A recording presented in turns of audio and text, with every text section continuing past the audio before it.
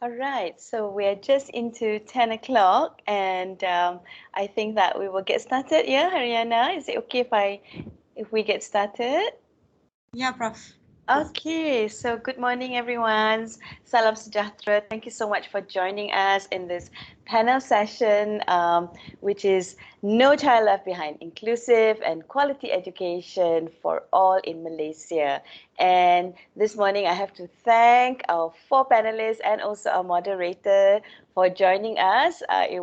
We put this together very quickly, so I'm really grateful to all of you for being willing to share your work and your experiences and perspectives on the various areas you're going to be talking about. So thank you, Dr. Ahmad Shamsuri. Thank you, Dr. Surya. Thank you, Dr. Tharani. And thank you, Dr. Zuwati.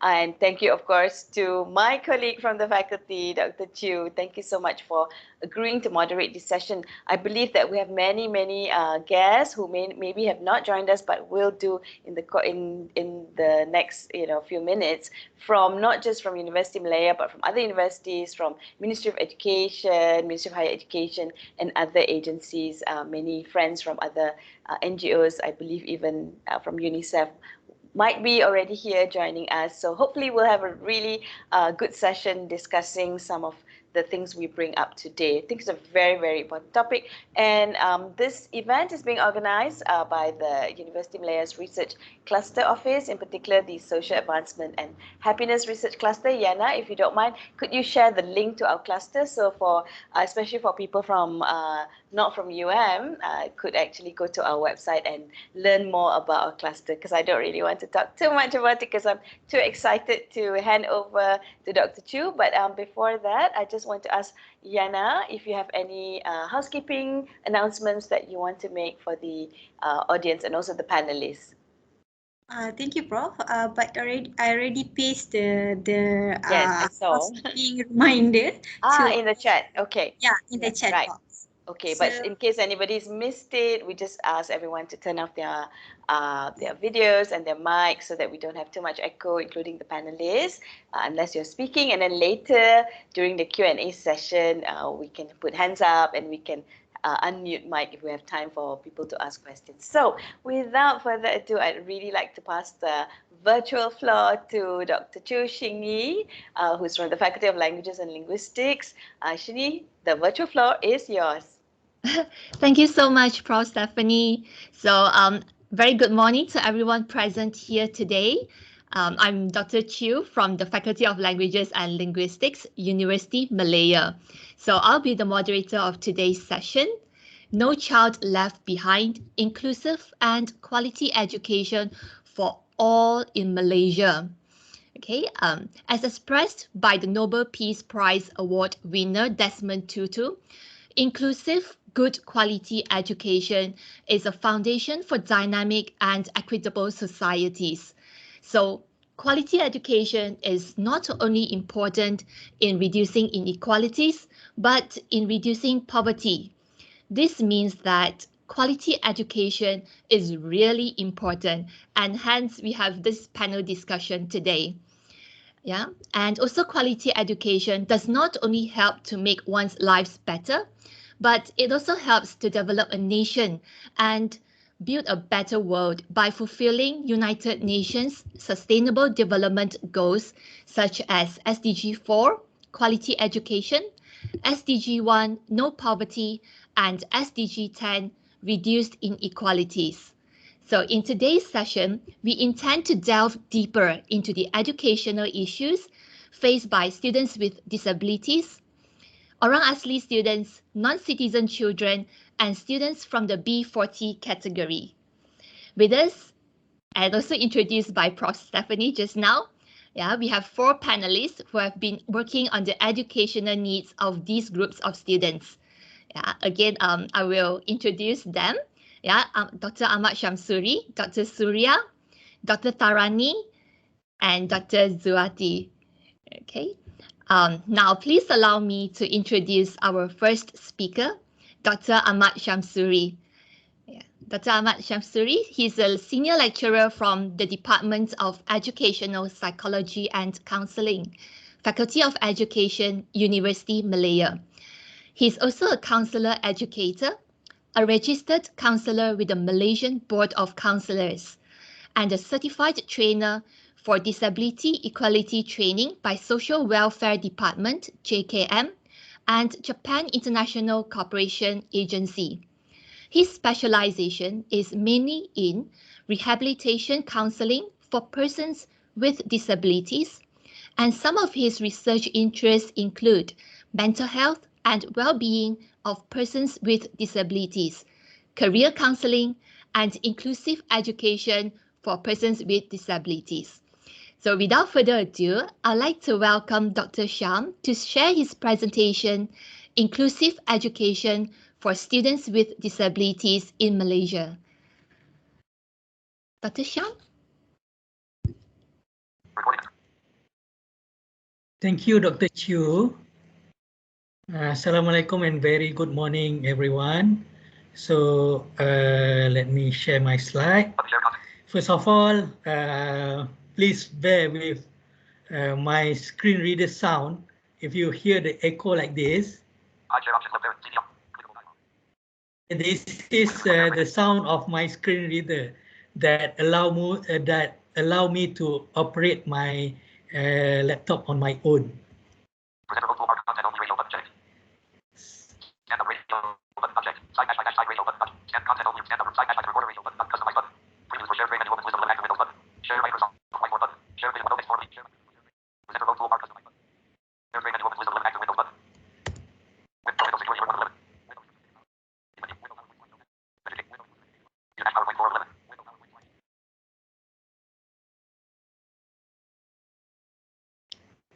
So can you see my slide now? Yes, we can. Okay, so I'm Ahmad Shamsuri bin Muhamad, Senior Lecturer in the Department of Educational Psychology and Counseling, Faculty of Education, University of Malaya. I'm a person with visual impairment. I can see a little bit, but not very clear. So when using my computer, I operate using the screen reader. Maybe you heard about it about screen reader before, or for those who did not heard about screen reader, maybe actually on your phone also have screen reader function. You can go to setting, general, accessibility, and you can find voice over or talkback.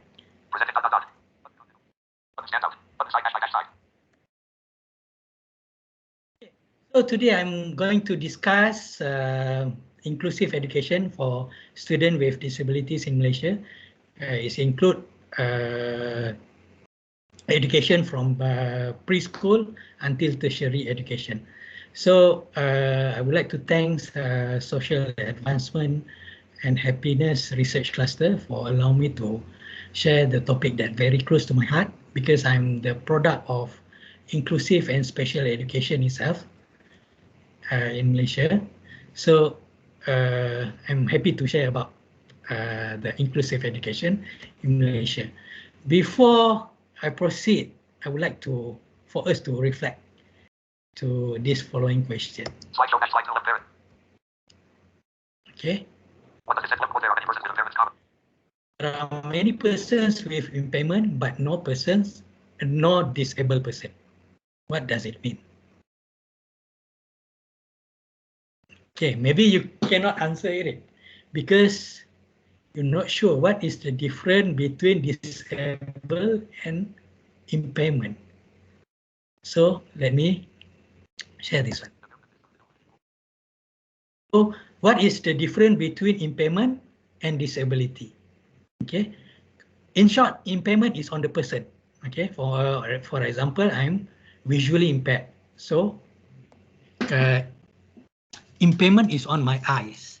Okay, but I'm become disabled when I'm interacting with barriers, attitudinal barriers, social barriers, environmental barriers. Okay, for example, I'm alone in my office right now. I have the letter here. Okay, so there is no braille, so I cannot read this letter. Okay, but if this letter in Braille, so I can read. So this one is the barrier because this is printed letter. So I become disabled. But if I receive the letter through email or in Braille format, so I become able. Okay, same with non-visual impaired person. If I give you the Braille letter or Braille books, you cannot read, so you become disabled. Okay? So it's very important to differentiate between impairment and disability. Okay, impairment, persons with person with impairment will become disabled when they are facing barriers. Okay.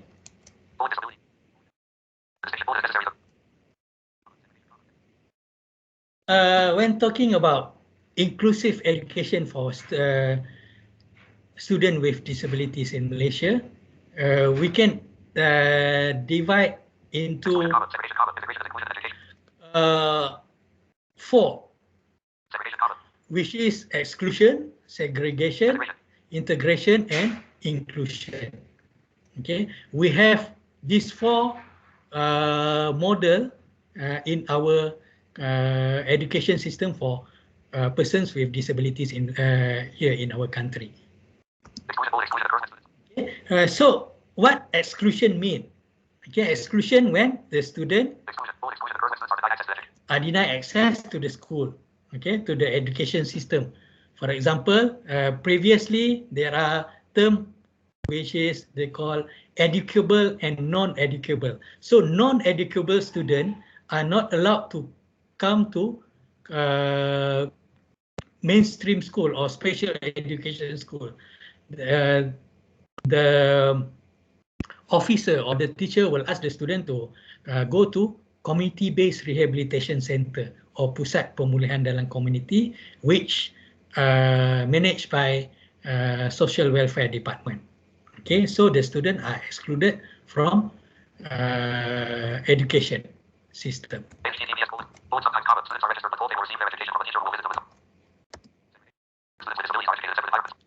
Segregation when students with disability are educated in different environment. For example, we have special education school. Okay, school for students with visual impairment, school with for children with hearing impaired. Okay, I myself I enrolled in special school when I was during my primary school. Okay, I attended primary school in Johor. I'm from Kelantan, so just imagine I need to go to Johor to receive primary education. So 7 years old, I leave my family. I stay in the hostel in Johor, okay, together with my visually impaired friend, okay, from standard 1 until standard 6 in special school for students with visual impairment.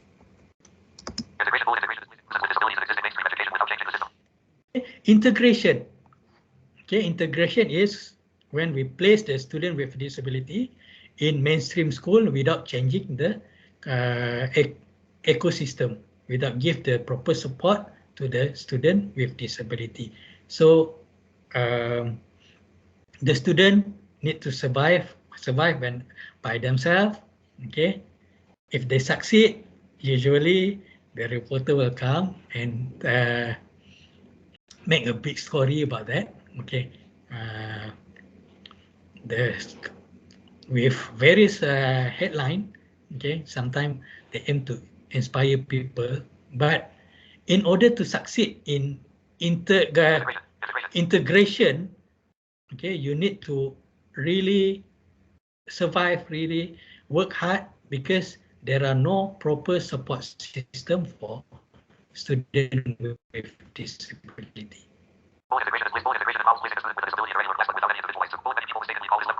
Okay, and sadly in our country we call this inclusion, but actually it's not. Okay, what is inclusion? Inclusion when students with disability are provided with support, okay, the proper support for a student with disability with all the expertise, all the necessary equipment, the qualified teacher who know how to teach a student with disability, and they are studying together with non-disabled students.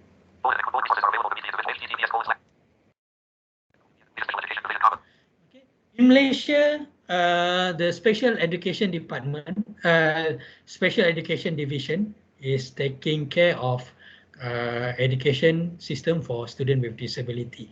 Okay, we have various programs. Okay, like I mentioned just now, we have a special education school for children with visually impaired, hearing impaired, and learning disability. Okay, we also have a special education and integrated program or program pendidikan khas and dan integrasi (PPKI), and we also have program pendidikan inklusif or inclusive education program (PPI). Okay, for PPKI, they learn in same school with non-disabled student, but they are study in separate classroom in our system.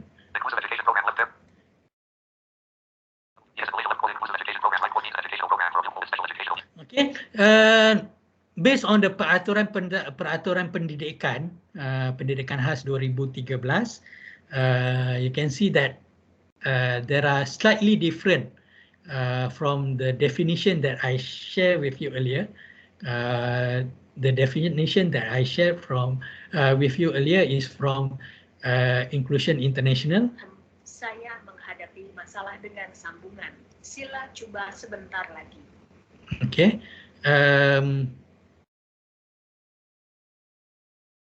But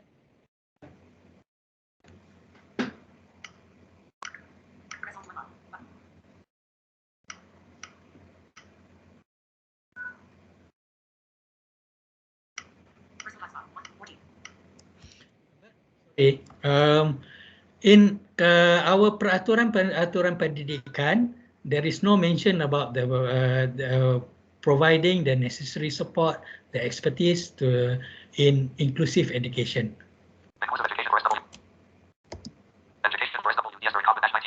Okay. When there is no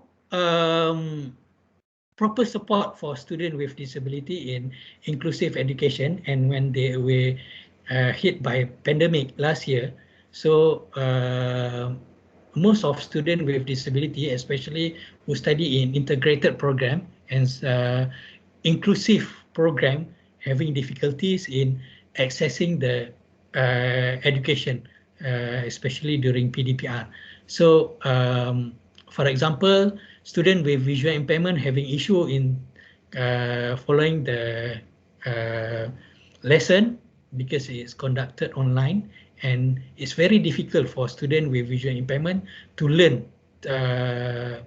through touch because through online, because most of the students with visual impairment need to learn through touch. Okay, we call tactile learning.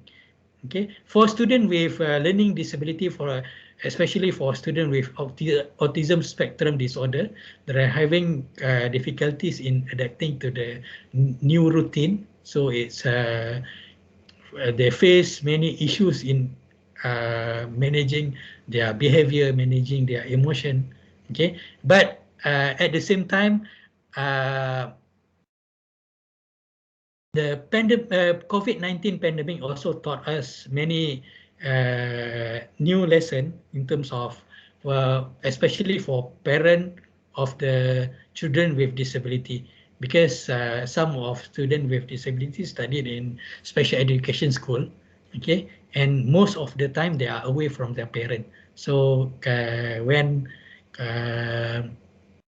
they stay at home with their parent will learn more about how to deal or how to teach a student with disability.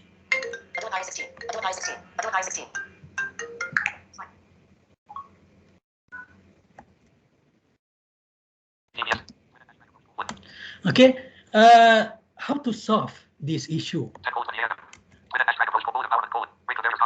Okay. I believe that in order to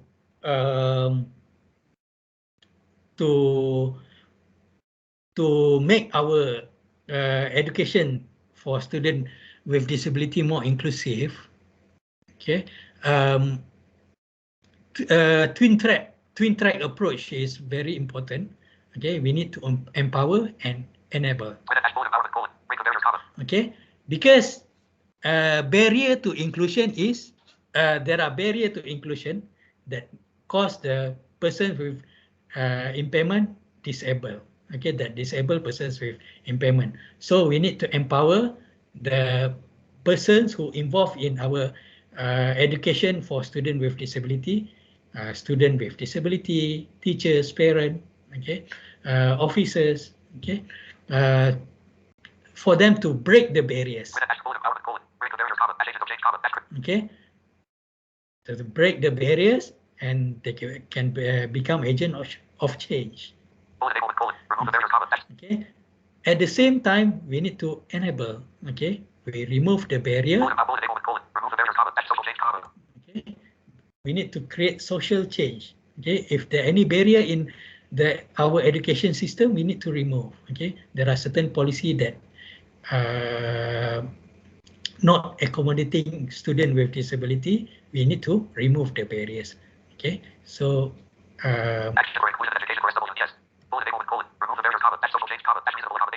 okay. And for some situation in the certain situation, we need to provide reasonable accommodation for student with disability. Okay, so by empower and enable, we can make our education system more inclusive, and there is no student and no persons left behind in our education system. I believe that if we make our education system more inclusive, we will accommodate everyone. Okay, it's not only student with disability, but everyone. Okay, thank you.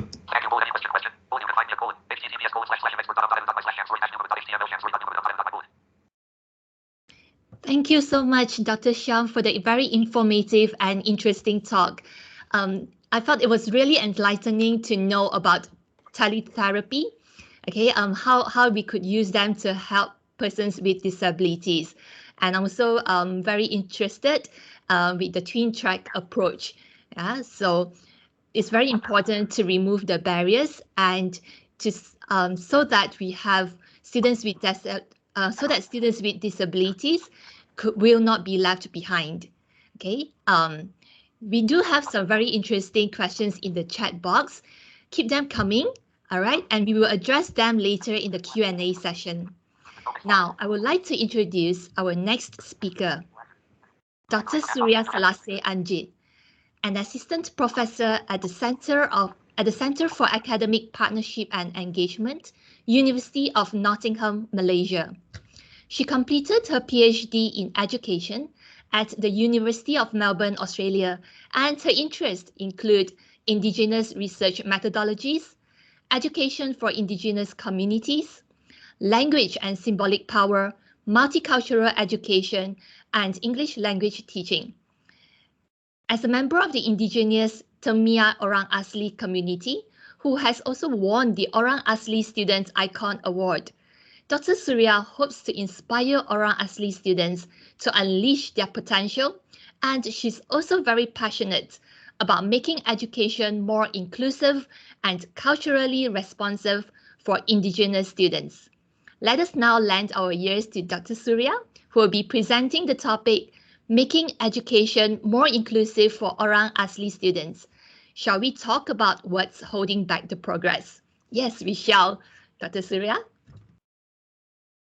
Thank you, Dr. Chu. Thank you for the introduction, and good morning to everyone.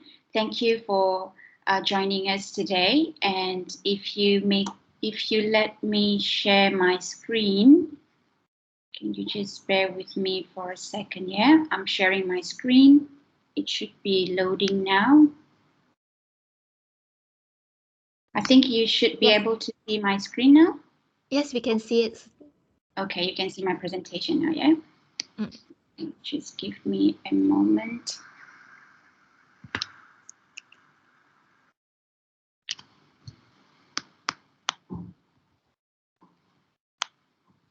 All right. My name is Surya, Surya Angit. I'm from the University of Nottingham, Malaysia. And I'm also an orang asli myself, a Temia.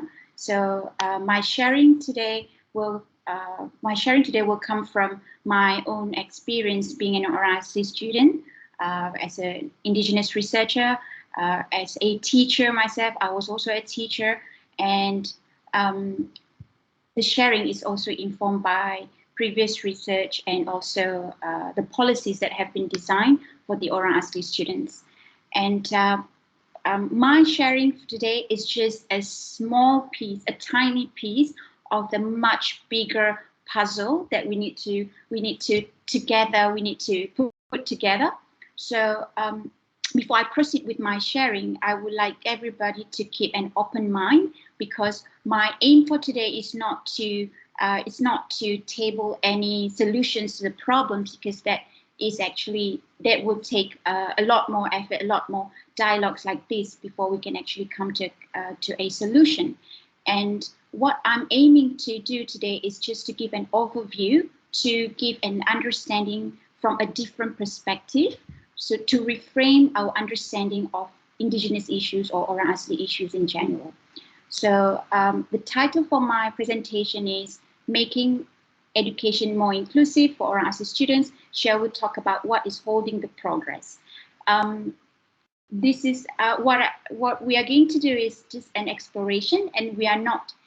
This is not a fault-finding session. It is not a criticism on any individual or institution or any agencies. It's just that to give a view of what is happening in orang asli schools and in orang asli communities. All right, so I'd like to begin with an introduction. So if you look at this, you can see my question here. What do you think inclusive education would look like for orang asli students? All right, so if you can just join, if the audience can join my poll here, I will share the, just give me a moment, yeah? I will share the link. I will share the link in my chat box.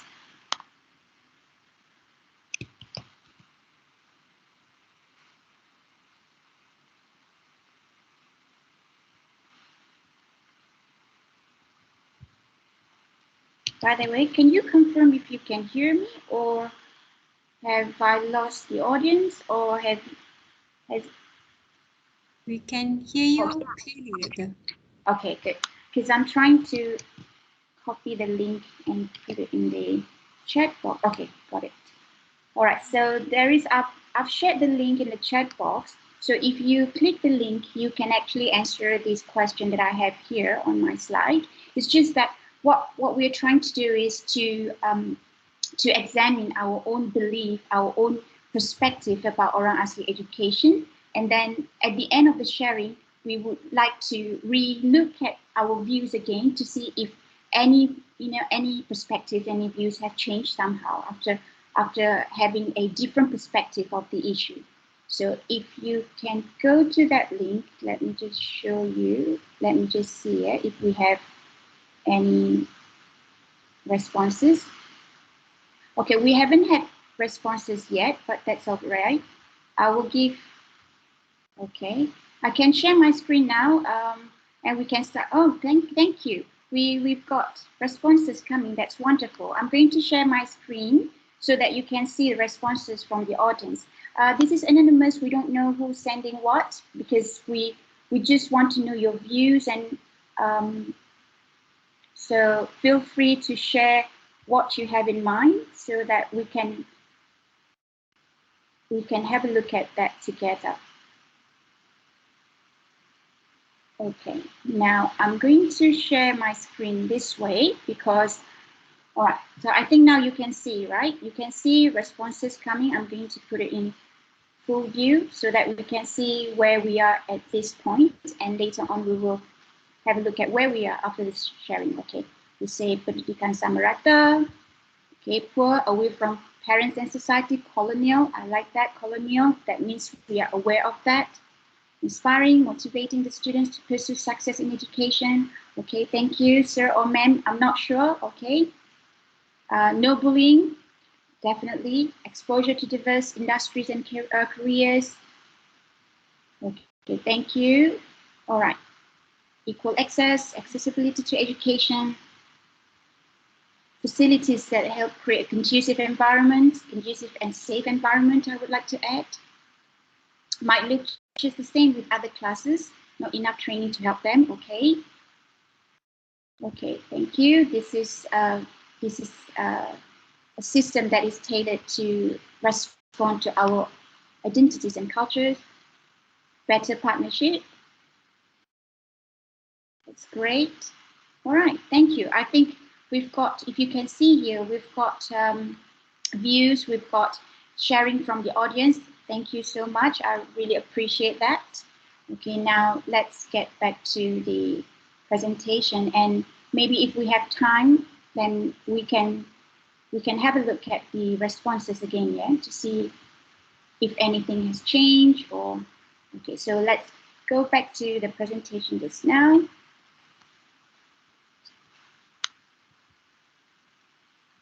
All right, so just now we saw words like access, and even we also have audience who say they're not sure. All right, I think at some point everyone is not, no one is actually fully sure what it would look like, because it will take everyone, it will take all stakeholders to actually sit together and decide and design something that would really work for the Orang Asli students.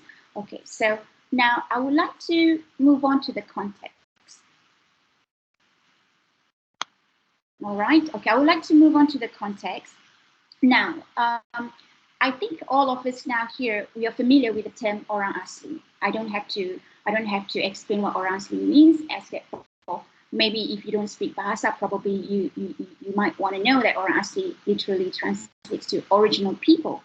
Okay, so what many people do not know or are not aware is that the term Orang Asli was coined somewhere between 1960s by the British colonial government, right? So to actually is administration or for administrative purposes. So before the term Orang Asli was coined by the British government, we were actually known as distinct, separate ethnic groups with our own beliefs, adats, or customs, and also languages. So what I put here, I have listed 18 sub-ethnic groups of Orang Asli. I put all 18 here. Some people would say 19, some people would say 18. So I listed 18 sub-ethnic groups here because I think all these sub-ethnic groups deserve to be mentioned, because the term Orang Asli to some extent has diluted the uniqueness or the uniqueness of our distinct cultures and beliefs of each of these ethnic groups. So for example, myself, I'm a Termia. So you can see Semai, Termia, Semut-Beri, Jahud, Mahmeri, Orang Kuala, Orang Kanak, Orang Seletar, Jakun, Semelai, Temuan, Kensiu, Kentak, Lano, Jahai, Cek Wong, Mandarin, and Batik. I purposely wanted to read this because I think we have not received enough mentions in forums or in discussions, because everybody thinks that we are just one group of people with same beliefs, same adats, and same languages. While we are actually different. We are similar but different in many aspects. The reason why I emphasize this is because when we truly know who our Orang Asli are, when we truly know the communities, then we can start developing something that can cater for everyone. If we have a misunderstanding or misconception of who the Orang Asli are, then our approach may not be the one that we are looking for, or may not be effective.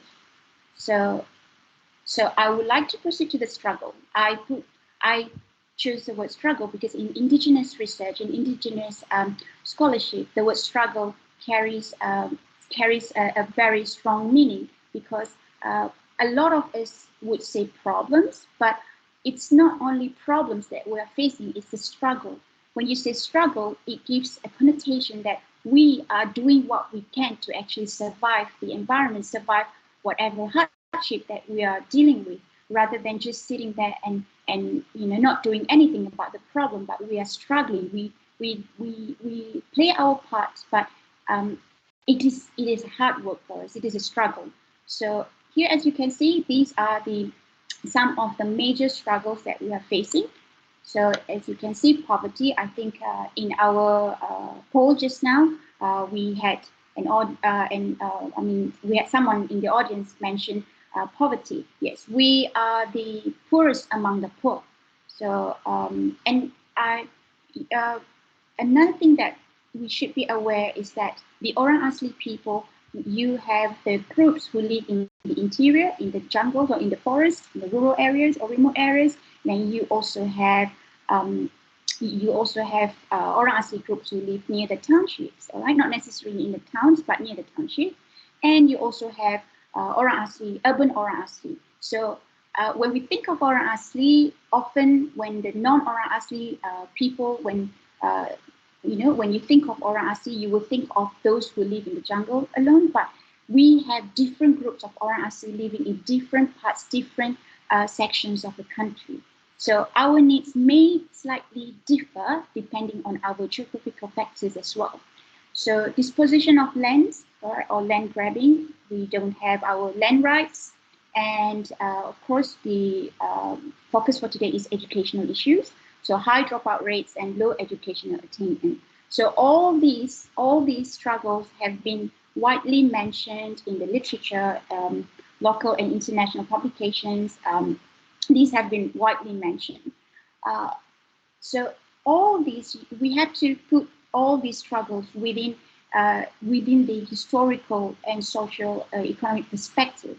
Within the historical perspective is that we have to know that the Orang Asli communities, since our great-great-grandfathers, great-great-grandparents, we didn't have our self-determination, and not many of Malaysians know or aware that we had for our slavery, the slavery of Orang Asli ended at the end of 20th century, which is quite recent in the slavery history. But this is not mentioned in any history books. So, but we are not going into this in detail because this issue will be for a different forum altogether. But what I want to highlight here is that the Orang Asli communities have experienced waves of colonizations, waves of oppression, and waves of, I would say, subjugation that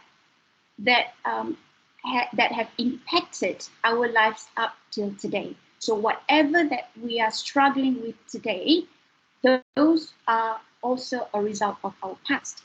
This is quite important in indigenous scholarship. It's quite important to highlight what happened in the past in order to understand what's happening in the future, in the present, and plan or move forward for a better future. If we don't put this within its social historical perspective, then we will not have a complete view of the struggle or of the situation.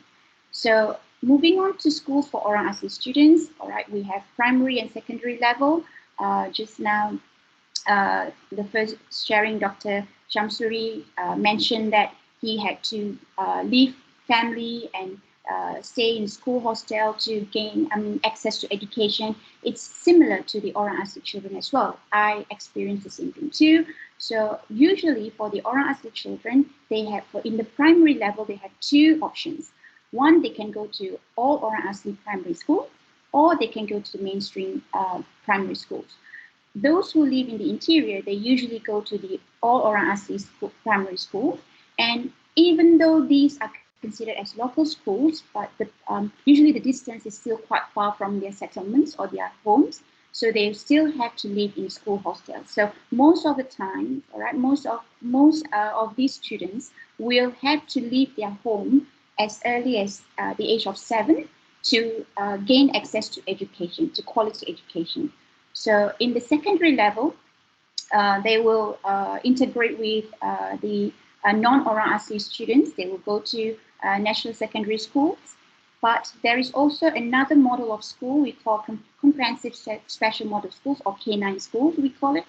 And for these K9 schools, the Orang Asli students, they have the options to stay in that school from year 1 until Form 3 before they move to a mainstream secondary school to finish the remaining secondary education.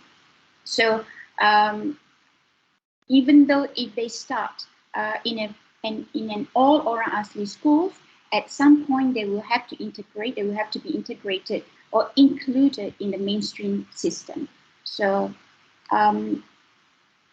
just to give an overview of the current situation of what, because we were talking about high dropout rates and low academic achievement. So I'm just showing some data that were published by the Ministry of Education Malaysia. So as you can see here, we like to see the comparison between the achievement or passing rate in highest primary level, year 6, from 2012 to 2017. Okay, so as you can see here, the pink bars here, they are for the national schools, and you can see where the Sekolah Orang Asli are or were from 2012 to 2017. So we are still far behind compared to the national schools. And on the left side here, you can see some statistics on the dropout rates after year 6 for the Orang Asli students. So you can see that there is some improvement. I must say that as well. Like over the years, there have been some improvement. But for comparison, if you look at 2017 statistics from 2017, from the year 2017, all right, compared to the national average, the dropout rate for the national schools or national average was only 3.4%. And then you can see here the dropout rate for us, the Orang Asli students, was 26%. So that gives you a snapshot of how severe these two problems are for us. And there are a lot of initiatives out there being planned by the government, different agencies, non-government agencies as well. And these are actually a good start for a lot of things to improve access and equity in Orang Asli education. I'm just highlighting a few initiatives. For example, the curriculum Asli and Penan, comprehensive special model schools, the K9 school that I mentioned earlier, the inclusion of Orang Asli language, Semai. All right, so in 2011, Semai was included in the curriculum, but just for to add on, there are also other Orang Asli languages available as well. And we also have what we call Kelas Dewasa Orang Asli and Pribumi Kedap. So this is for adult learning program, which is very useful, because when the adults are literate, then the parents or the adult family members can actually help the Orang Asli children at home as well. And then there has been work on the improvement of teacher recruitment for Orang Asli schools as well. All right, so these are the initiatives that have been put forward to improve access and equity in Orang Asli education. So now I want to have bring everyone's attention to what is actually happening in schools. For this part, I'm actually highlighting the voices of the key stakeholders. I'm highlighting the voices of the key stakeholders, the students themselves, the teachers, and also the parents, the Orang Asli parents. So if you can see here, these are some quotes that I gathered from books that have been published on Orang Asli education, from my own research, from the conversations that I have with the communities. So I'm not going to read all, right? Let's just probably spend 10 seconds to quickly have a look at all these quotes, so that the students' voices, the children's voices are being highlighted in this forum as well. It's not just my voice, it's the people's voices as well. So if you look at these quotes here, there is a pattern where, schools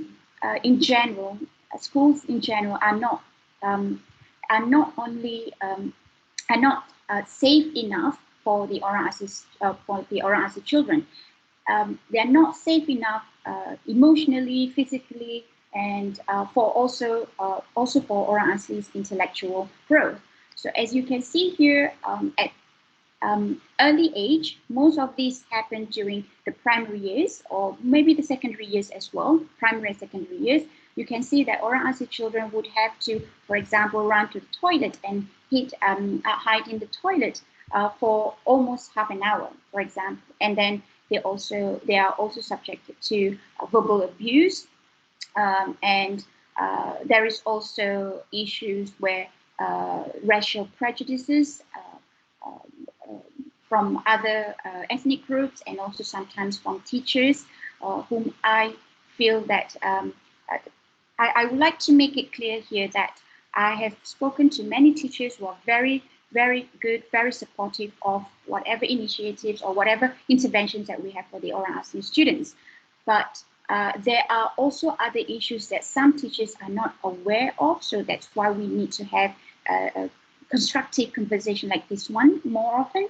So as you can see here as well, some of our oral ASI students mentioned that I quit school because I couldn't afford it. Remember, we are the poorest of the poor. So even though we have educational aids or we have government aids, but there are also other problems that we are facing. For example, like transportation problem, because we live so far from the school. Some who do not stay in the school hostels, if the transportation is not regular enough, then they will miss schools, and when they miss schools, then they will lose interest in going to school, and they will drop out of school. So there's also here on the right side here, some students, all right, some students that I spoke to, they are even afraid of exposing or of being proud of their oral ASI identities. Sadly, this has been happening since I was in school. I went to primary school in the 90s. I went through the same thing too. And then the children today, they are still facing the same thing too. So one of the children that I spoke to say, when we speak Jakun, this child is from the Jakun community. For example, with friends, people like the Malays look at us and I feel embarrassed. They might be wondering why the language sounds weird. So, and then I would also like to highlight voices of oral ASI parents. So I'm not going to read all of the quotes here, but if you look at the ones that I've highlighted here, the first quote here, this is from one of the mothers. When my children were in primary school, they were quite okay. But as soon as they started mainstream school for secondary level, my children started to have social issues with the outsiders. They like to tease my children, they bully my children, they even ask for money. So you can see that in primary school, the children were in all oral ASI primary school. They felt safer in that environment. And then when they moved to secondary school, they had to study alongside other ethnic groups. Then they started to have problems with what this mother labeled as outsiders. The fact that we have this term outsiders, us against them, this is also telling us how schooling experiences for the oral ASI is not inclusive enough, because we can see the barriers, we can see the gap, which we urgently need to address. And some mothers, some parents also talk about teachers. They feel that some teachers are not ready to teach our children. They feel that they are being looked down upon by the teachers. They feel that they are not of the same level like the teachers. So this is where the power imbalance, the issue of power imbalance needs to be highlighted a bit more, because maybe we don't realize that when we go to a community, to an oral ASI community or an oral ASI village, there is this power imbalance, there is this symbolic power that we don't mean to impose on anyone, but it has been there because of the history, because of the relationship, the patterns of relationship that the communities have with other sections of the population. So the imbalance is there. So it's quite important for teachers, for researchers, for policymakers to bear that in mind, because we all have the best intentions in our mind, but sometimes our best intentions are tainted by the beliefs that we ourselves are not aware having in us. So I also like to highlight that for Orang Asli communities, we are we appreciate teachers who show their commitment and who shows that they care and really committed to the teaching and learning experiences of the Orang Asli students. For example, this mother shared with me that she said there was this teacher, Mr. Ali. Mr. Ali was not a real name. He was Malay, but he was so kind and he spoke Termian. He passed away many years ago, but we still remember and love him. So you can see that even though he passed away like many years before the conversation took place, they still talk about this teacher. They still appreciated what the teacher had done to the students. And so here I'd like to highlight that the role of teachers who teach Orang Asli students, these roles are very important. And it's also that's why it's important for us to re-examine certain beliefs that we have as a teacher, as a community member, as an Orang Asli, and also as a Malaysian in general. As like for example, myself, I would position myself as both an insider and outsider at the same time. An insider because I grew up in the community. I came from the community. I have Orang Asli. I have Termian blood in me, and I am also an outsider because I left the community quite early to pursue education in the name of quality education.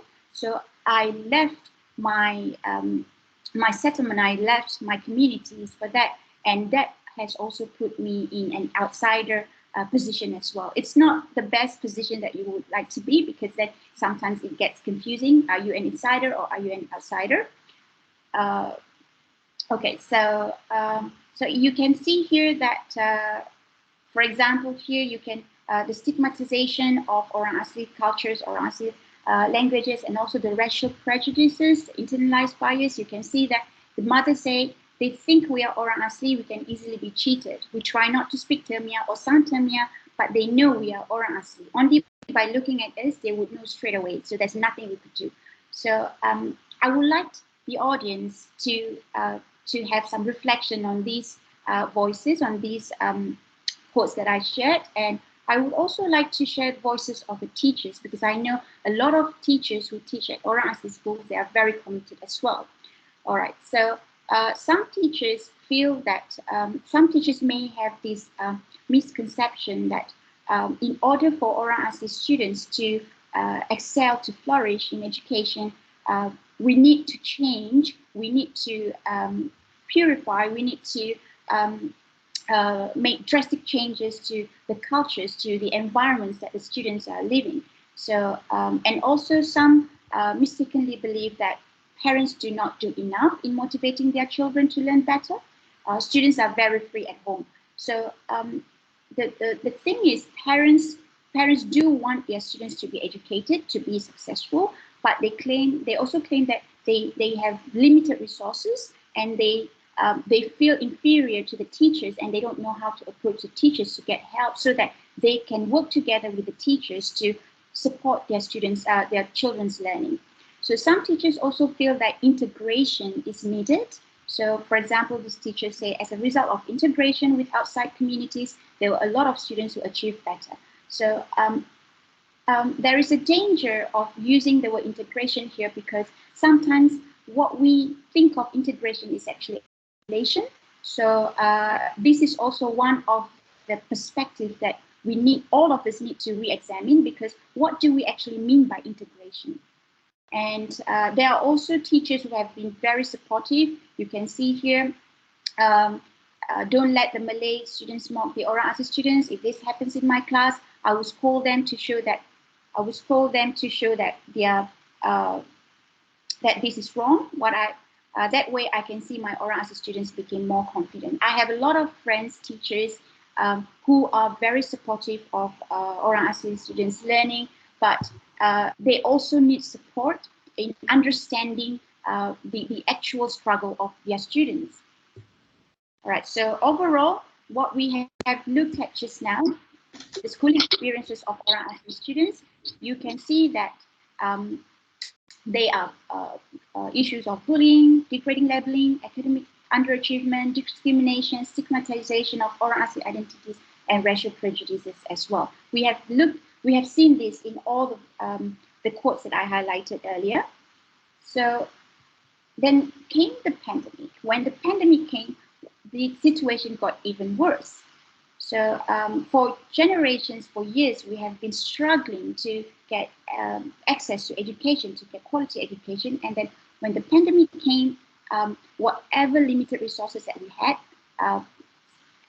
to stop because of the situation. So this is what is happening at the moment. So online learning is impossible for many Orang Asli students. For most Orang Asli students, this is impossible because we don't have the resources, we don't have the facilities, and we don't have the access.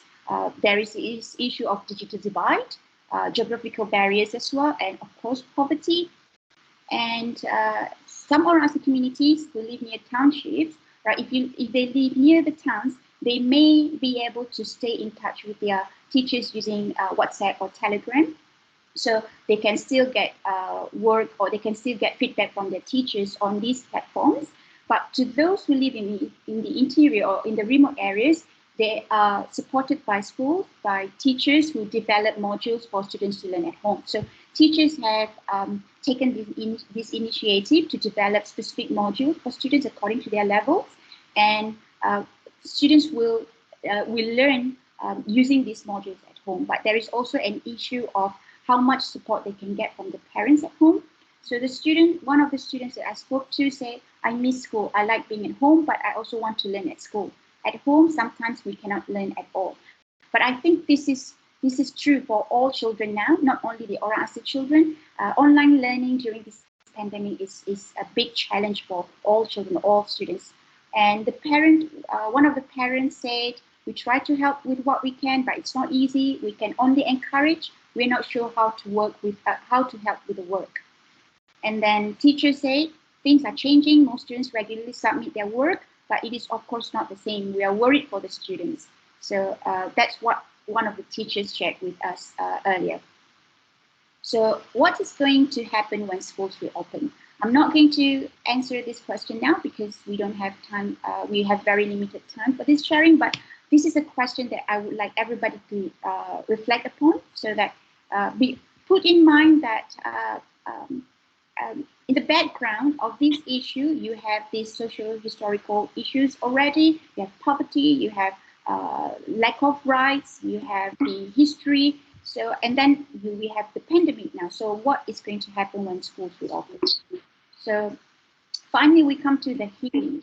So in indigenous scholarship, healing is a very important element because of the experiences, because of the history that we went through. Healing is a process that we want to promote, so that education will become more accessible and more inclusive for Orang Asli children. So for reflection, I just would like our audience, all right, to think of these questions here. We often talk about developing, educating, or helping the Orang Asli. The terms, the words that we usually use when we go and work with the Orang Asli communities. But how often do we ask the communities themselves, the Orang Asli communities themselves, what development and education mean to them? So throughout the history, what we have in our school, whatever programs that we have been offered are usually prescribed by non-Orang Asli, no Orang Asli policymakers, no Orang Asli. So I think it's about time now there should be a two-way communication between the Orang Asli communities and other stakeholders, so that we really understand what it means by development and education. And how much have we focused on building mutual trust and understanding between Orang Asli communities and non-Orang Asli communities? If you look at the voices that I highlighted earlier, there is something missing in our relationships here. We don't have that mutual trust and understanding, if I may add. So have we focused on building that mutual trust? It's not just one way, but it has to be mutual. And have we ever examined our own beliefs about the Orang Asli? And how much have we thought about the healing process for Orang Asli communities? It's when we go to Orang Asli schools, Orang Asli communities, this is also a reminder for myself as well, right? the aim or the center of whatever initiative, whatever intervention that we are implementing shouldn't be on us. It's not about us. It's about the students. It's about the community. So it is important for us to understand and to examine our own beliefs so that we don't have prejudices, so that we can mitigate the biases that we may have, and also we can think of how we can help the communities to heal as well. So schools should be made safe for all children, including orang asli children. I think we may not have time for more, Dr. Chu. Oh, yeah, I'm afraid you would need to stop. Okay, so that's All all right. right. I understand you have been passionately sharing with us about the educational issues faced by orang asli. I'm very thankful for Dr. Surya because she has shared with us the voices, not only from the students, but also from the parents and teachers. So now we will move on to our next speaker. We'll shift our attention from students with disabilities and orang asli to the non-citizen children in Malaysia. We are very honored today to have Dr. Tharani Loganatahan, who will be talking about the non-citizen children's access to education.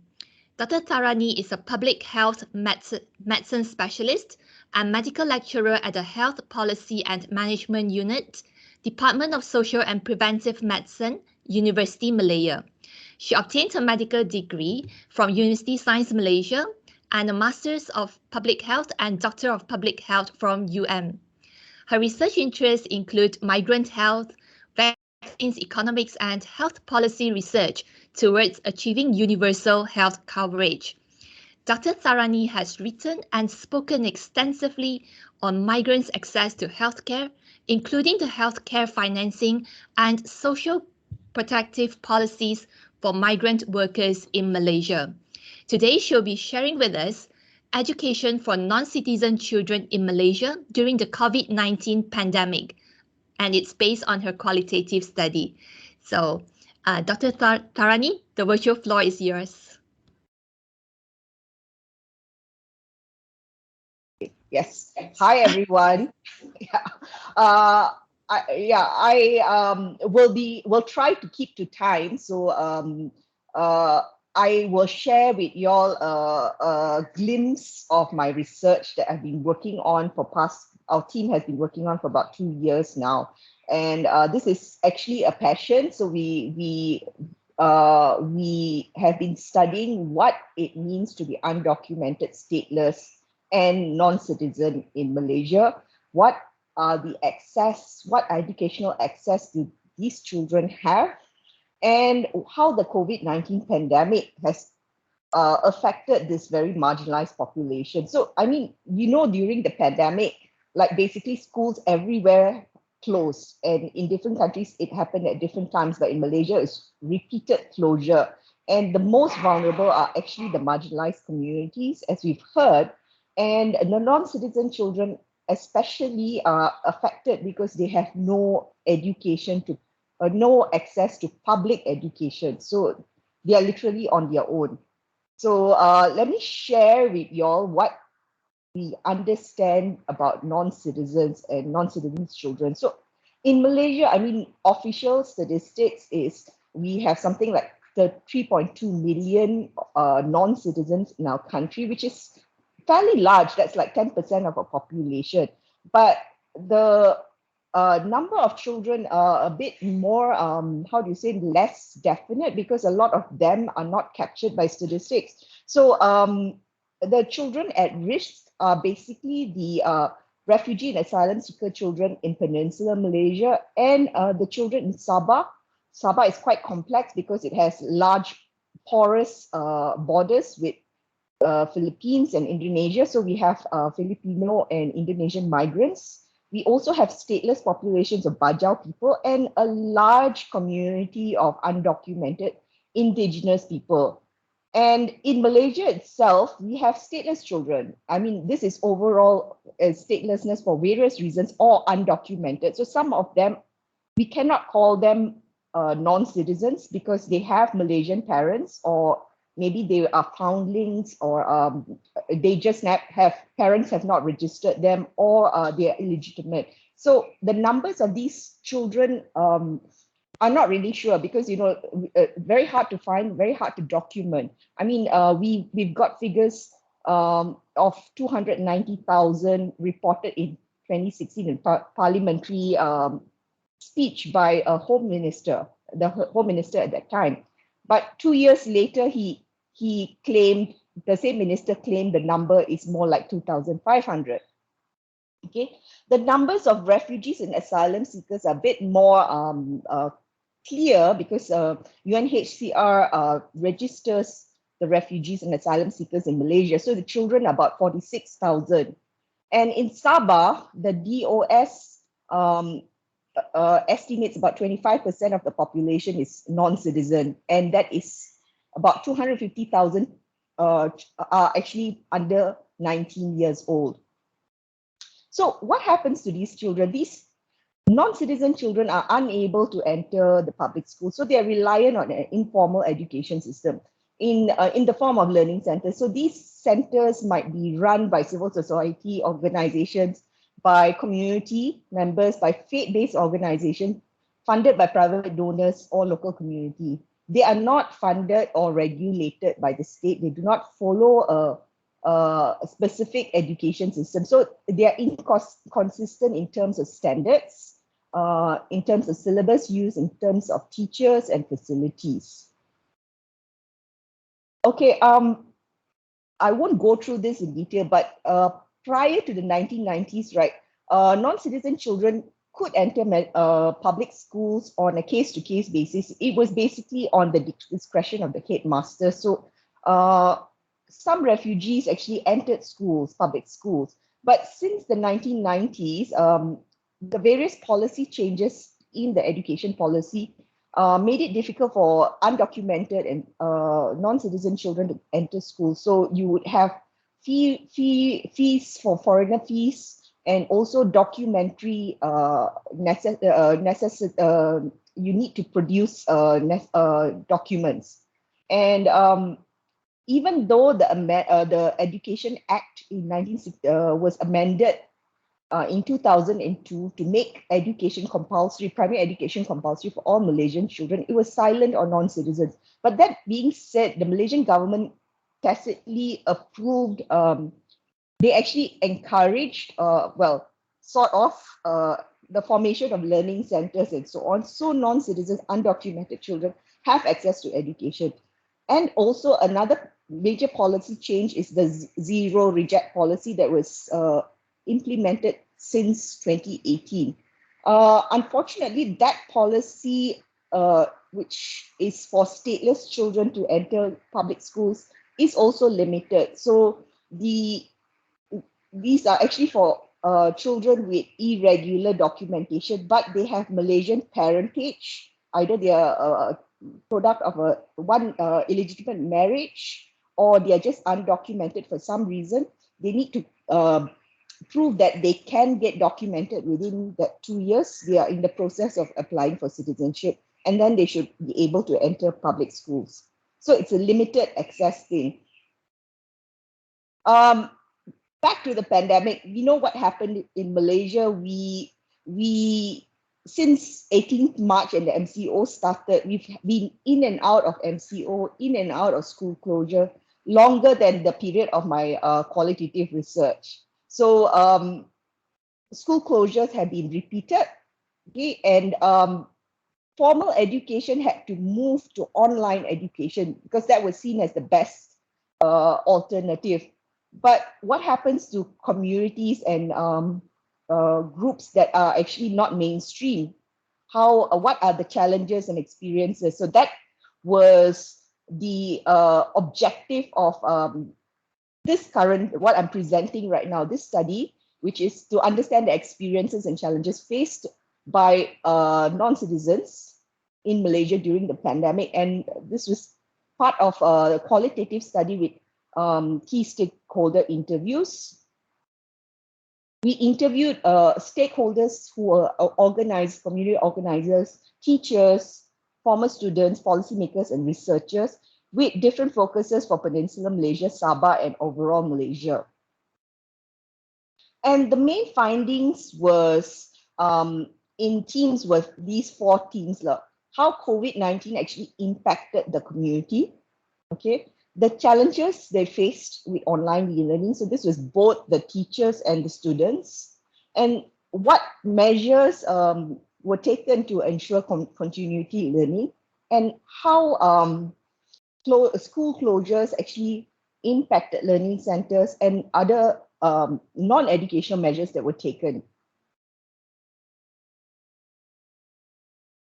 Okay, I hope you guys can see this, but anyway, the COVID-19, basically the pandemic affected the non-citizen communities really badly. They already were marginalized before the pandemic.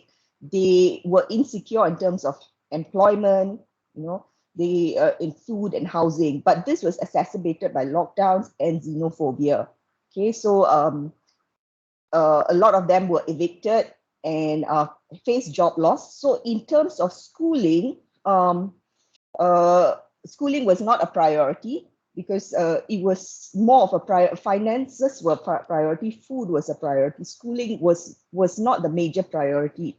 So a lot of times children tended to drop out early to help support the family. Okay, I mean, most non-citizen children, I mean, the dropout rate from school, they is very high anyway. They usually drop out before or early adolescence. But the pandemic has, we think, has exacerbated that. Challenges with online learning. So this, I mean, devices, data and connectivity. So a lot of, you're talking about very poor people, they do not have digital devices.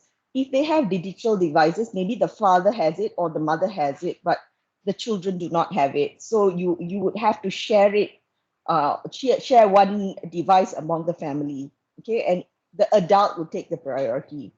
And the other things like internet connectivity, I mean, this is a problem that's not easily solved, and is what we heard about the rural and indigenous and people outside major towns. It is something that, yeah, if you are living in the rural area, you have no internet, there's nothing you can do about it, right? So this is the challenges that are reality. Okay, so teachers struggled. So a lot of them were forced into online learning with little preparation. They didn't have the pedagogy for it. They were unfamiliar with the tools and so on. And they were struggling to get the students involved. And the students, also they had issues of living in houses that were not conducive for education. So the living arrangements were not great to begin with, but also because of the pandemic insecurity, some of them were evicted, they had to share, so it was overcrowded, so not conducive environments for learning. Okay. Also, school is actually much bigger than just learning. You also have interaction with your peers, you have support from your peers, you have, yeah, in many ways, all these things. So especially the younger children tend to be affected this way because they have less language skills. So when they come in, they need to learn a Malay or English. And it's their peers and the interactions with their peers and the teachers that help them. So it's harder for younger children. And mental health issues also are unaddressed because you do not have that support. Okay, a lot of times, I think this is also true with us. You need parents' involvement is very important in facilitating online learning. And in terms of marginalized communities, especially illiterate parents and so on, you do not have that support. And we talked about competing priorities. So that is an issue. So how did they continue with this? So to a lot of schools, learning centers, teachers, they tried to adapt with that. They had training and so on. And it was usually centers who were located in cities in where there was internet connectivity, or they were already using devices and had some technology and so on. And they tried their best to readjust their schedules and their learning, teaching to encourage students to stay in school. So what they would do is, because they knew that some of the students would actually try to go out and work, so they would have classes at different times that is more conducive for students. So all this was tried, but then again, a lot of them just acknowledged that they could not move on to online learning because it's just impossible with the community. Either it was too rural or too poor, so they could not go into online learning at all. So especially in Sabah, or even in KL, so they would do things like distribution of learning materials. So hard copy learning materials would go out with food aid. In Sabah, a lot of times they did things like small group classes. So it's actually face-to-face classes that were done in people's houses. And even though that the participants in our study were saying that it was done when the situation for COVID wasn't so bad. So yeah, and some of the learning centers in Kuala Lumpur area, they tried to prioritize students who had school-leaving exams and so on, trying to bring them into the learning centers and have hostel facilities and so on. So yeah. But that being said, a lot of learning centers were forced to shut down for good, okay, because they did not have funding. So these are educational institutes that are not supported by government, so they rely on donations and private sponsors and so on. So especially during lockdowns, donors prioritized food donations at first, especially, rather than funding the learning centers. So only later, and as the pandemic evolved, and this is mostly in Kuala Lumpur, that certain centers managed to get things like phones and devices and so on. Okay. Learning centers also tried their best to help the community and by reducing fees. But then again, we found out that, for some it was really impossible because you could not pay the rent, you could not pay teachers, and also translation online without fees. So this is an issue. So actually, in conclusion, I mean, basically COVID-19 exacerbated the pre-existing vulnerabilities faced by marginalized communities. I mean, all these vulnerabilities existed before, it just got worse.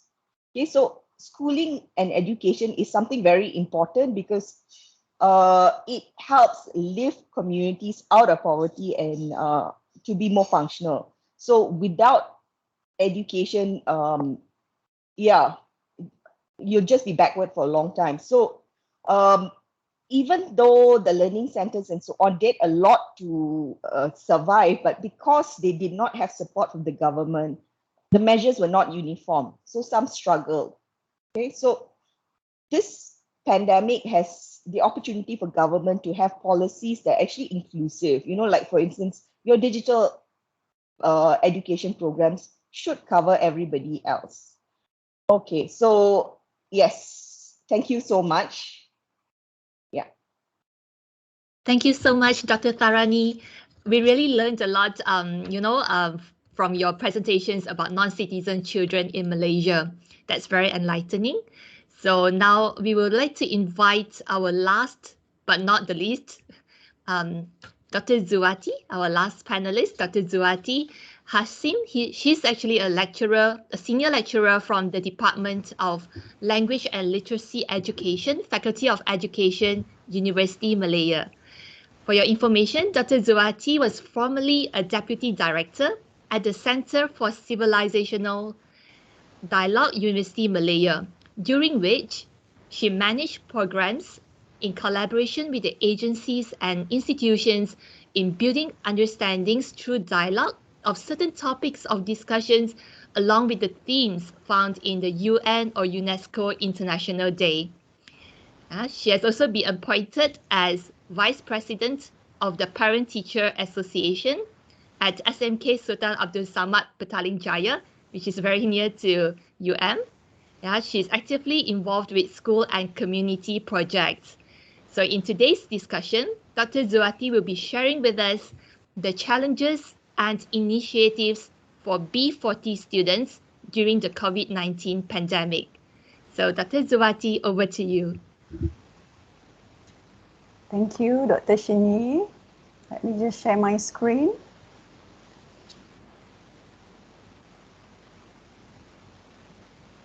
Okay. Can you all see the screen? Yes, very well. All right. First of all, I would like to thank Research Cluster for the invitation and the invitation to share the experience what I had during my research with the B40, as well as to the panelists, the other panelists who have shared with us their experience and knowledge as well within the group that they have researched on. Okay, what I will present today is on education for all, particularly on the B40 challenges and initiative for the students, the B40 students during the COVID-19 pandemic. Okay, so the context of my presentation will be related to issues of B40 students during pandemic, and my objective is actually to develop awareness that no one size fits all. Okay. Through this presentation, I hope that we could, avoid being judgmental and to further understand the real situation on the ground. Now, what do we understand from education for all, right?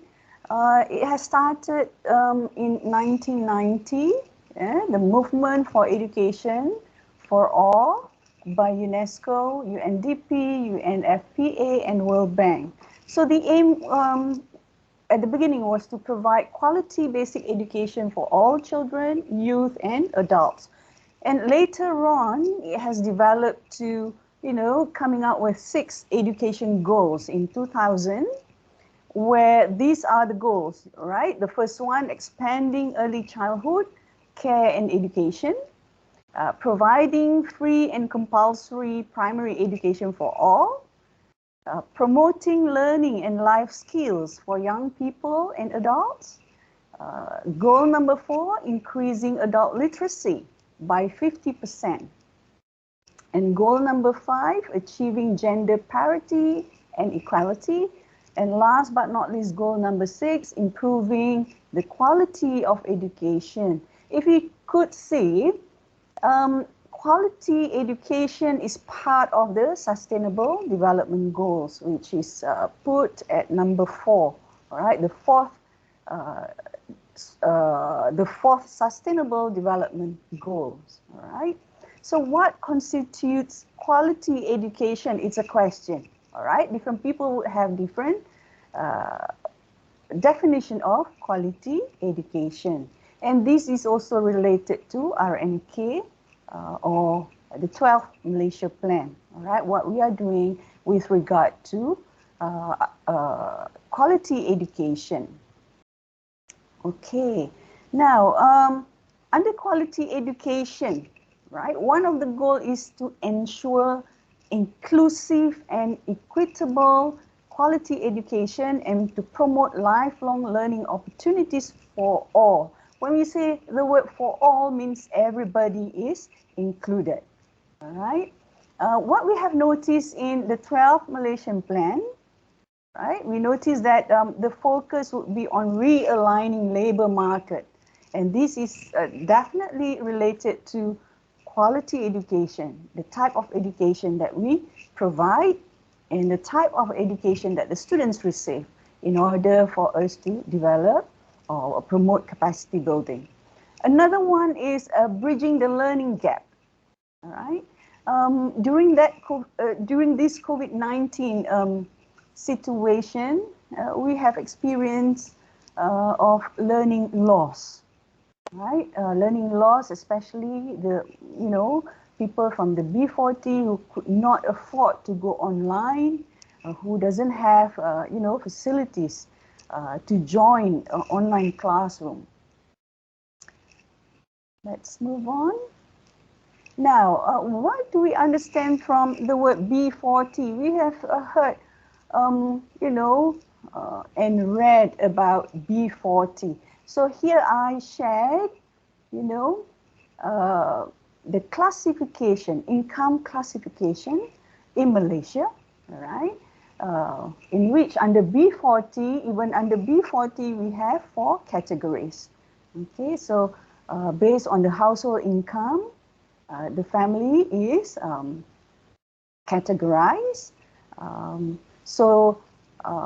Whoever the household earn is below than 4,850, they fall into the B40 group. So with this pandemic, we could actually, you know, observe that many from M40 group has already fall into the B40 groups. Now, here I would like to share the work which I've done with my other fellow colleagues of researchers in UM. This is under UM Run project with UMS, where we had a project with the children and the community in Pulau Gaya, Sabah. Right? Just now, our panel, Dr. Tharani mentioned about the undocumented children, marginalized children. So in this particular project, we have included those within the group. What we have noticed in this particular project, many of the children could not read, surprisingly. At this, in the year 2020, there are children who still cannot read, which is quite sad. So our role there was actually interdisciplinary. We've got the focus of the research was actually on creating awareness on the importance of education, in which we provide input for the parents to ensure that they keep on sending their kids for schooling. All right. And the second objective of this particular project was actually on developing literacy skills among the learners, especially the young learners in this particular project. And last but not least, the focus of this particular project is introducing techniques for teaching.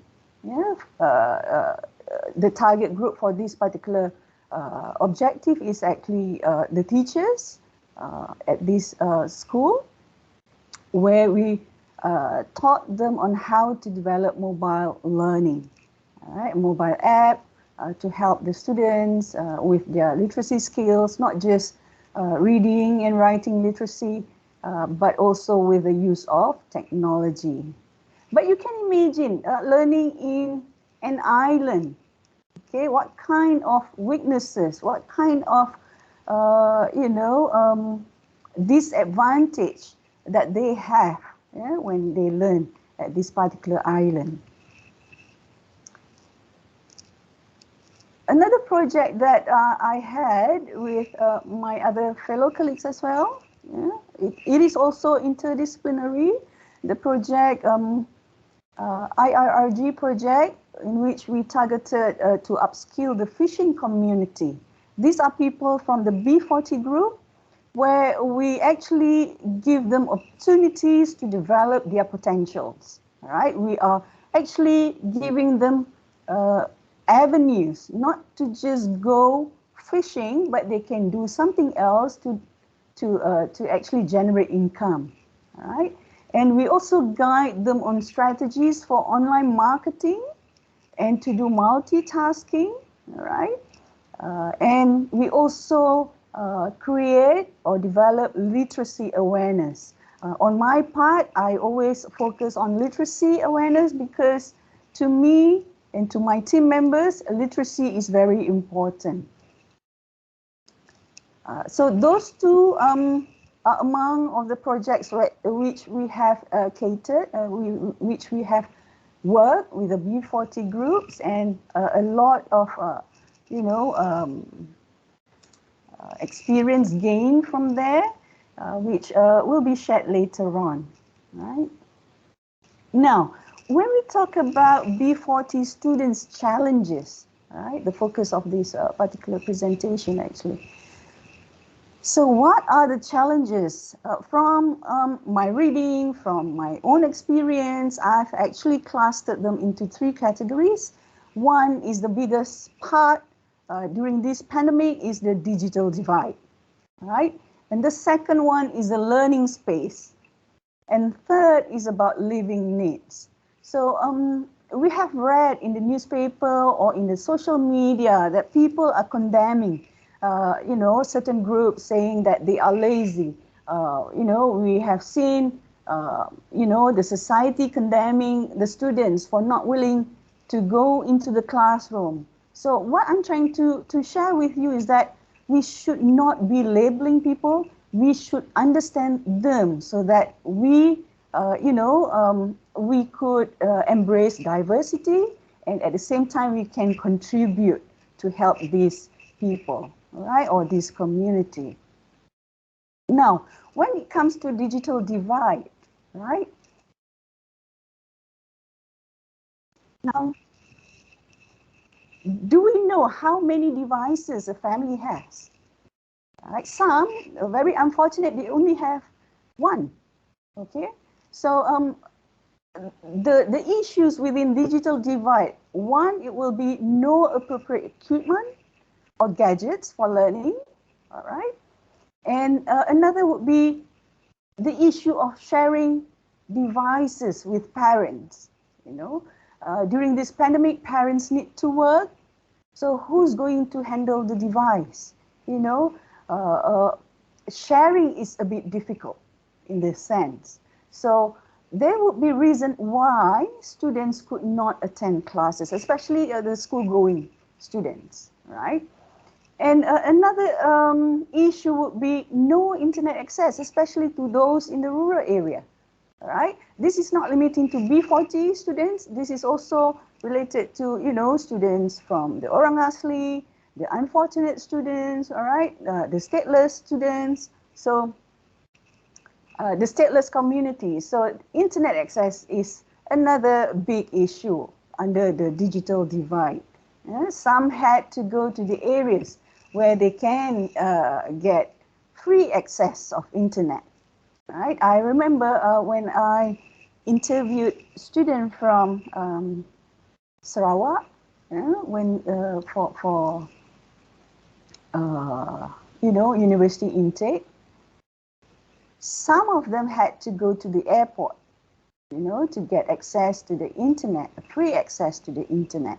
So that's the actual scenario that we have. That was during, before the pandemic. What more during the pandemic? When everybody is stuck at home, you can't go anywhere. So there is no access to the internet. Okay? We are not talking about limited devices yet. So these are some of the issues under the digital divide that we can see that, most of the B40 group face. Another issue would be on learning space, where they could not have, conducive learning environment. It is very fortunate for some of us that we can provide proper space, proper instruments for our children to learn, right? To learn comfortably at their own space. But some had to do it in a restaurant, had to do it at the parents' workplace, had to do it somewhere else. Another experience that I faced with my students last semester, I've got international student from Indonesia, right? Where he had to go to the mosque to just have a proper space for learning, because according to him, he could not study at home, he could not go online at home due to the limited space that they are sharing with the other family members. Okay, so that's the sad reality that we need to know when it comes to coping during the pandemic, understanding others during pandemic. Another would be the living needs. What I mean by living need is, people need to survive. This is not, you know, we are not excluding the B40 students.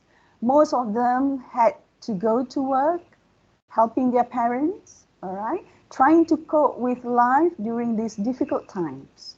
So they go out. We have read on the newspapers, on the social media that, you know, like university students opt for becoming Grab riders, you know, to support their family. Some work to support their, you know, study fees. Okay, I remember even last semester also, a student came to me asking, "Doctor, can I attend your class or your course? Because I'm not a registered student yet. I have not paid for my, you know, study fees, but I will pay later once I receive my salary." So it's very sad. It's very touching. And I told the student, yes, you can just join. Once you are able to settle the fee with the bursary, then I'm sure your name will be registered. So before that, you can always join my class. Yeah? That's what I told my students. The other one is the time constraints when it comes to living needs, when they have to work. So they have to divide between the class time, the study time with their work time. All right. For those who have more than, you know, more siblings, even more challenging for them. They have to look after their siblings, you know, the eldest children have to look after the younger siblings when their parents are out for work. So these are all the challenges being faced by the B40 group or the marginalized group even. Now, we have seen initiatives made by not just the government, but the GLC, all right, and other NGOs have actually come together trying to help the B40 groups, the B40 students. One of the initiatives would be giving Freeview My TV decoder so that everyone could access to TV. Not just internet, but you know, to educational programs on TV. So another initiative put by Ministry of Education, Didik TV, through NTV7. So they have devised or they have designed the program and cluster according to the level of education, and the time is given according to the age range. Most of the time, the elders, you know, the older learners would go in the morning, the younger would go in the afternoon, all right, to compensate the time, you know, when their parents have to go to work, half day, for example, and then come back and focus on the children's learning. And then another initiative would be on giving the free tablets to B40 students. What we have made known that Yayasan Hasanah and Ministry of Education has come out with, you know, initiative to give free tablets. At the moment, the target was 150,000 tablets, giving out to 500 schools. But of course, this is not enough, all right? And the initiative is still going on, I believe. And another initiative to higher degree students, all right, higher education student, data plan and e-wallet credit. Yeah, some of us have received that. So these are all some of the initiatives given by the government, the NGOs, the GLC, the companies, agencies outside, and even individuals who have set up certain funds to help B40 learners or students. Now, the issue that we have noticed, you know, with the challenges, with the school practice, we noticed that at the beginning, teachers were forced to keep, you know, full attendance of their students. So this is quite challenging for teachers because the reality is that, you know, there are students who could not come during the class time. based on the issues which I've raised. They have to work, they have to help their parents, they have to look after their siblings, all right? And therefore, we should not label the students, we should not blame the teachers.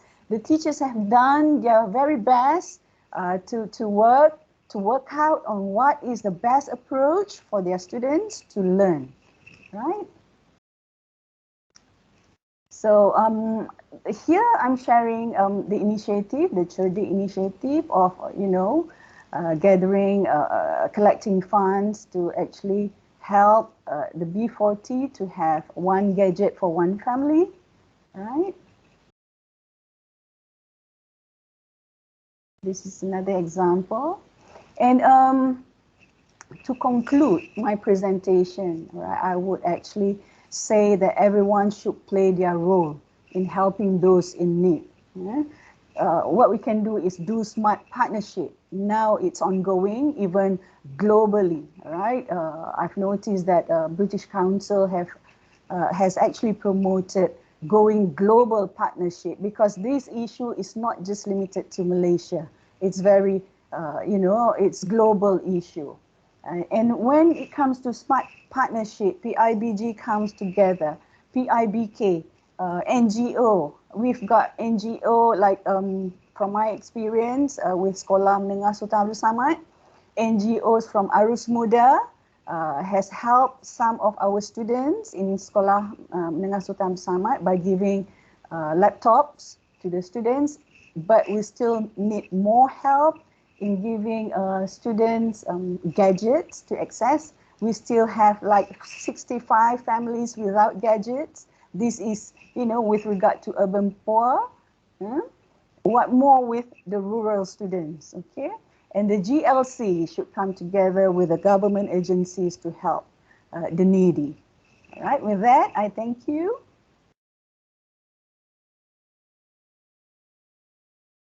Okay, thank you, Dr. Zuwati. I certainly agree with you on the idea of smart partnerships.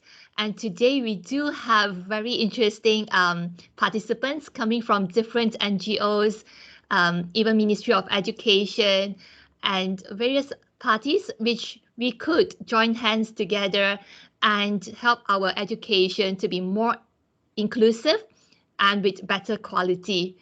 So now we are going to have our question and answer session. Yeah, I find that there's one question in the chat box that's for Dr. Sham.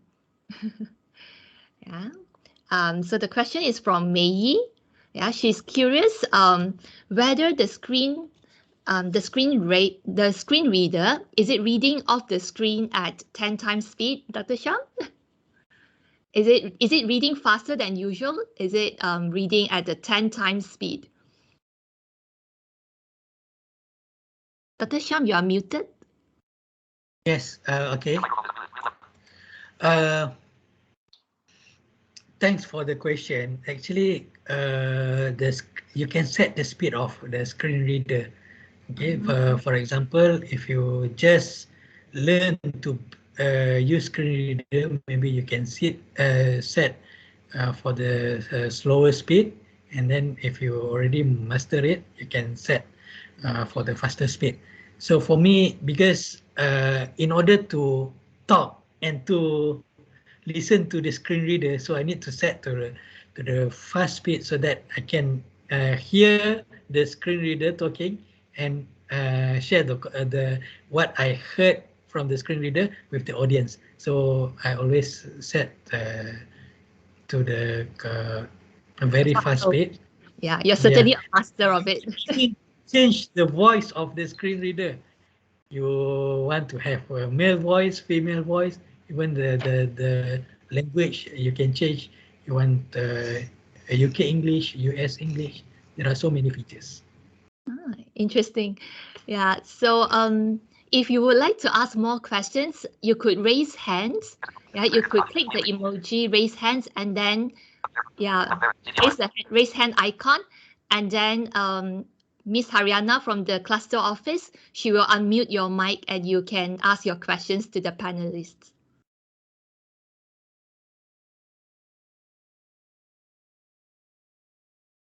Okay, we see Rabia has raised her hand.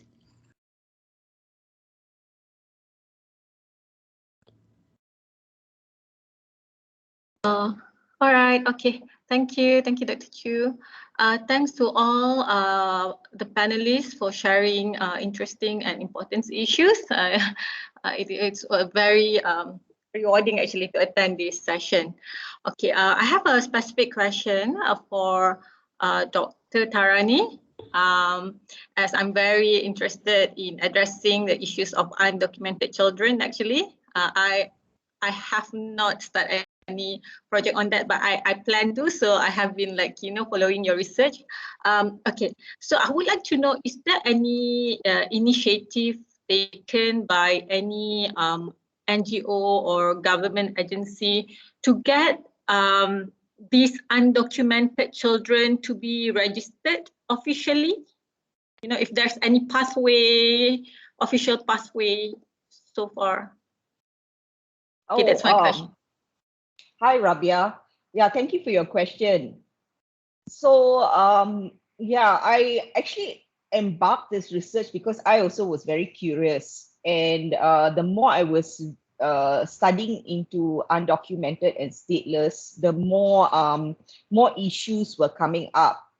So the understanding of it is actually quite interesting because a lot of them are actually, I mean, I can't say a lot because I don't even have the numbers.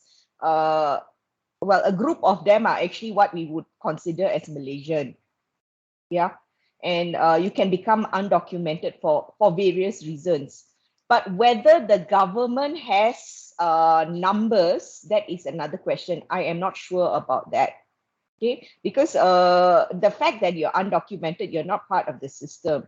But if just say you are a child that are of Malaysian parentage, or you have claim to citizenship, or you have initiated some sort of application for citizenship, that means you're trying to get your birth registration and so on, then you should be with the JPN.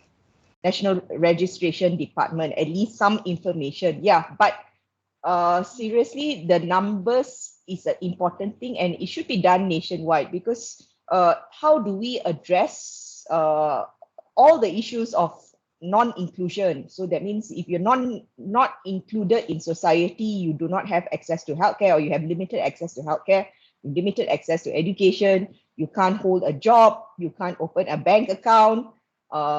Yeah, and then our immigration laws treat you as a non-citizens, and you can be subject to detention, deportation. So a lot of things that are not good can happen to you. So this is unless you know the scale of the problem, we can't actually do much to address it.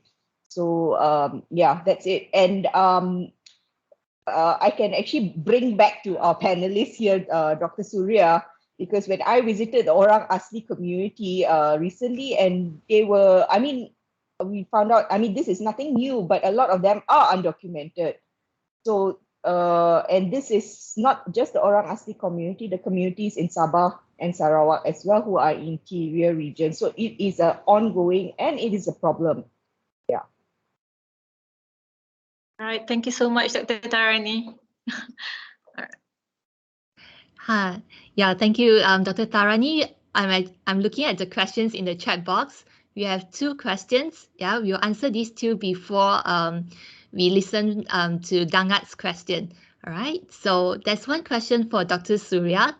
Imran asked, what's the success rate for Orang Asli students when they, in terms of learning BM to overcome language barriers, to interact or socialize with students from students or people from other ethnicities or groups? Thank you, Dr. Chu, and thank you for the question as well. I don't have the statistics, I don't have the data with me at the moment in terms of the success rate, but when we talk about language acquisition, especially for Bahasa, it varies according to where the students are, depending on the location. usually students who live, or as students who are who live near the township where they are familiar with the non-orang asli communities, they have no problem acquiring bahasa. But the ones who live the interior, they will take some time to actually learn bahasa, which is also a barrier to for them to learn better in school as well. But over the years, like after they finish primary education, usually they be able to use bahasa. Yeah. Okay, that's great to know. And there's also another one which is related to Orang Asli as well. The question is from Mr. Ma. Yeah, Mr. Ma, yeah, you can see Mr. Ma in the My Didik TV videos. So he's also helping the B40 groups. Okay, so Mr. Ma asked, you know, how different, okay, can people from Thais, okay, like pupils from Thai or other ethnic groups, you know, how different can they be from the Orang Asli pupils? Do they face the same issues in terms of learning? I'm not sure. Dr. Surya, have you had experience, you know, talking to students, you know, who are Thais in Malaysia?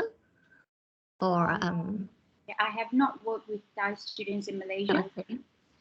But usually for underserved communities, the settings or the background will be similar.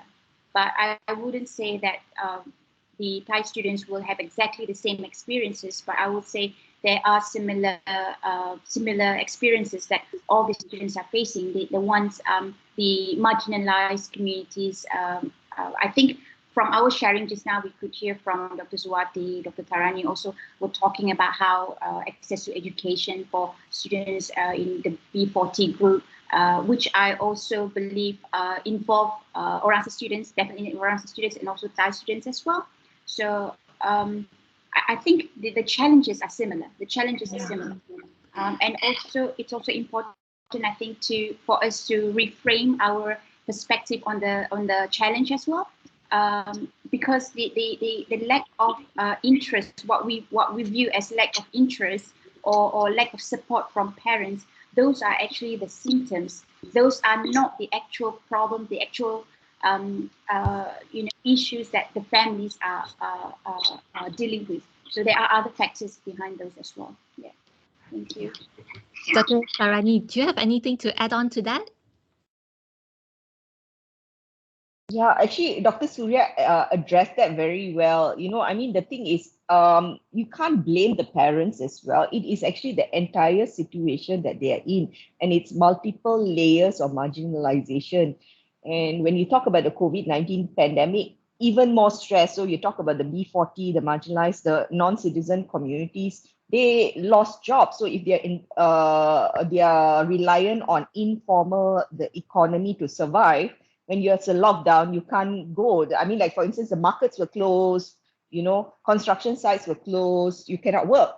So how do you put food on the table? So those are the sort of priorities. So this is very different from the T10 and the middle class and the upper middle class and so on. Because we have all the facilities that's available and a lot of resources. So yeah. So actually from today's discussion, we do learn that, you know, there are different groups of students and there are different groups of students who are facing challenges in learning. So it's really, this session is really fruitful that we get to understand these groups better, and hopefully we can find better ways to solve this. Yeah, perhaps it's a good call to join hands together to help these different communities. Okay, Dangan, maybe we would get a question from Dangan.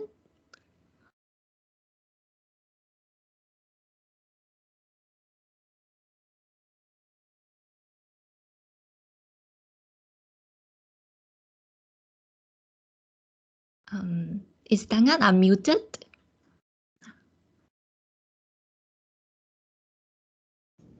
I already allowed the mic, Mr. Dangan.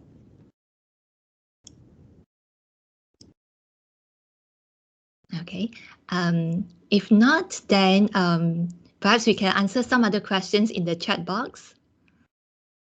Yeah, there's a question for Dr. Sham. Okay, in your opinion, what is the best model of educational support to suit the various needs of students with educational needs? Wow, the best model. Thank you for the question. So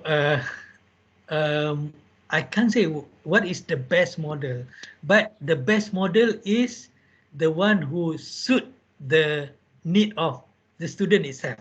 It depends on the readiness of the student, because some students with disability are not ready for integrated education, okay, integrated program, or some of them also are not ready for inclusive education. So some students are suited for special education school. Some students are ready to be integrated in the mainstream education, and some students who highly high function or have high achievement are maybe suitable for inclusive education. Thank you. Okay, yeah. So I would like to link your answer to what Dr. Zuwati has said. Dr. Zuwati has said, no one size fits all, right? All right. Yes. Yeah, so now to the next question from Cass. It's a question for Dr. Surya. So when you mentioned about the healing process for the Orang Asli community, what would be the one thing you feel is most important for non-Orang Aslis to have in mind when they try to build mutual trust? Dr. Surya, yeah. Yep. Thank you, Cass, for the important question, because healing, we don't really talk about healing enough now. All right. So I would say, based on my experience, based on my reading and the research, I would say the key to this, this is also for both sides, yeah, for non-Orang Aslis and also Orang Asli communities as well. The key to this is to deconstruct certain beliefs, certain ideas that we have, certain perceptions that we have about the Orang Asli, and also then we need to reconstruct that again. So deconstruct, we can only deconstruct if we actually be honest and transparent with ourselves, doing reflection. So I think reflective practices will be very useful here, because we genuinely, honestly examine our beliefs and compare those with what is actually happening on the ground.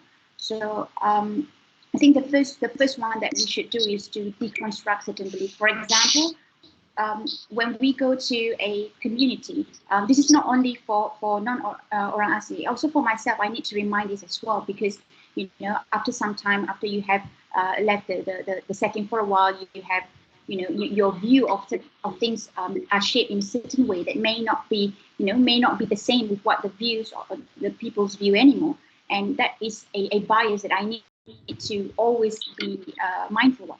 So we need to understand that when we go there, what is it that we have in mind? What are the perceptions? Most of the time, our perceptions are we are there to help, because we are the more able party, or the more able side with more resources and with more of everything.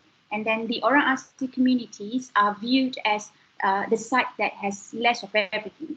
So this, even though this actually comes from the best intention, we all have best intentions in our mind, but then this way we are actually propagating the imbalanced power dynamic, so that we are there as saviors, we are there as helpers. So that leaves us with very little opportunities to actually learn about the Orang Asli as well. So we will end up giving, what we believe is correct or is right for the communities, and we don't learn enough about the communities to know what is it that actually they need for them. So we need to deconstruct that. Whatever then we think that Orang Asli students are weak, or Orang Asli students are not motivated, or Orang Asli students are not strong enough, they should stand up to bullies. I think that's a very unfair unfair comment or unfair piece of advice to give to our students.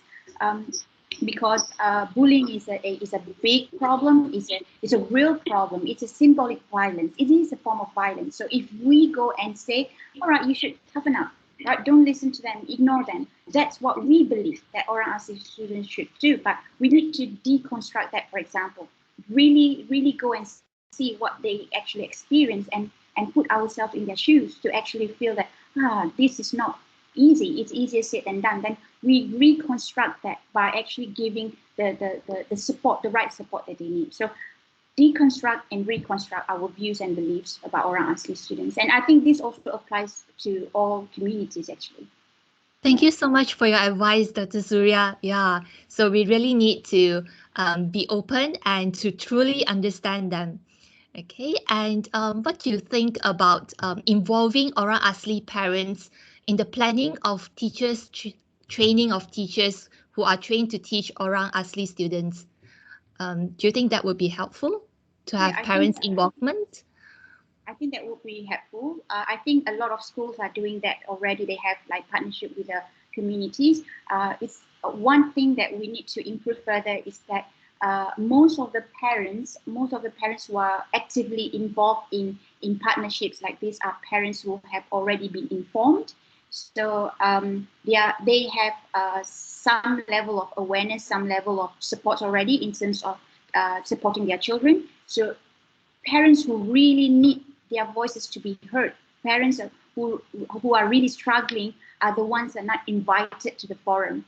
So we need to find a way how we can actually convince these parents that this is a safe environment for them to also share what they want or tell us what they want, how they want it to be done. So we need to reach out to those parents as well. Okay, that's very important advice. Okay, thank you, Dr. Surya.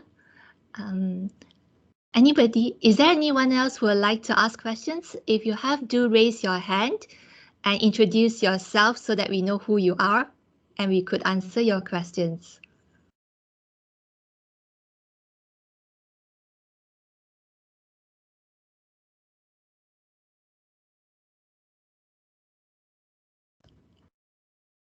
All right, there's a question from Dr. Ng. Yana, could you please? Hi, good afternoon. It's after 12 now. Actually, I posted questions to Dr. Surya in the chat just now, but also I would also love to hear from Dr. Ahmad Shamsuri regarding students with impairment. I think consulting the parents in how to deal with them is this part of because I'm not in the field, but to what extent the ministry take this effort when they plan for the teachers training for teachers who handle students with impairment? To what extent have they involved the parents? Maybe Dr. Ahmad Shamsuri have some insight or some information that we are not aware of.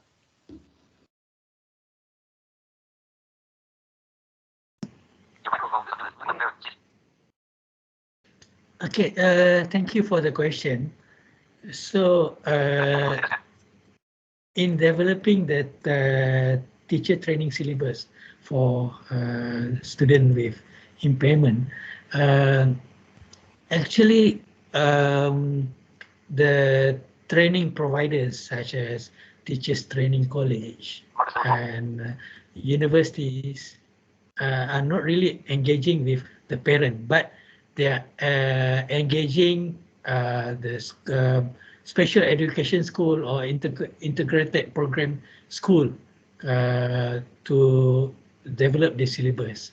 And recently, I can see that many parents of children with impairment have actively involved in advocating for improvement of the education system for children with impairment, which I think is very good movement, especially for parent for children with autism. We can see that especially national National Autism Organization, NASOM, is very active in advocating for the improvement of education system for students with autism. Thank you, Dr. Ahmad. Okay, thank you, Dr. Ng, for your question.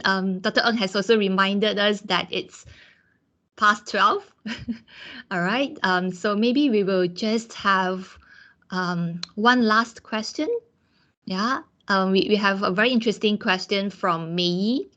Yeah, which I feel it's quite hard to answer. So,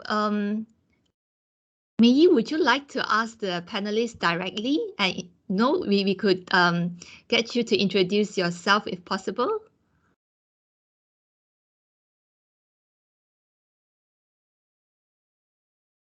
Mei? All right. Oh, okay. Yana, could you please unmute Mei? Yes, I already allowed the mic. Yeah, sure. Yes, sure. Yeah, Mei, would like to see you. Yes, Mei, you can Yeah. turn on your mic and your camera.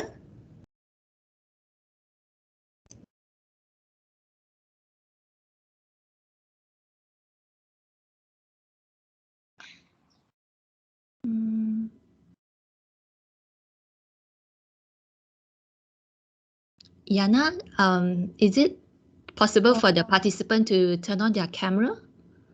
Yeah, I already allow camera and mic, but I cannot unmute the participant. So Yana, you will need to Yes. you will need to show the video and unmute your mic yourself. Yes, yes. Yeah. If not, I would read the question first. Yeah. Okay.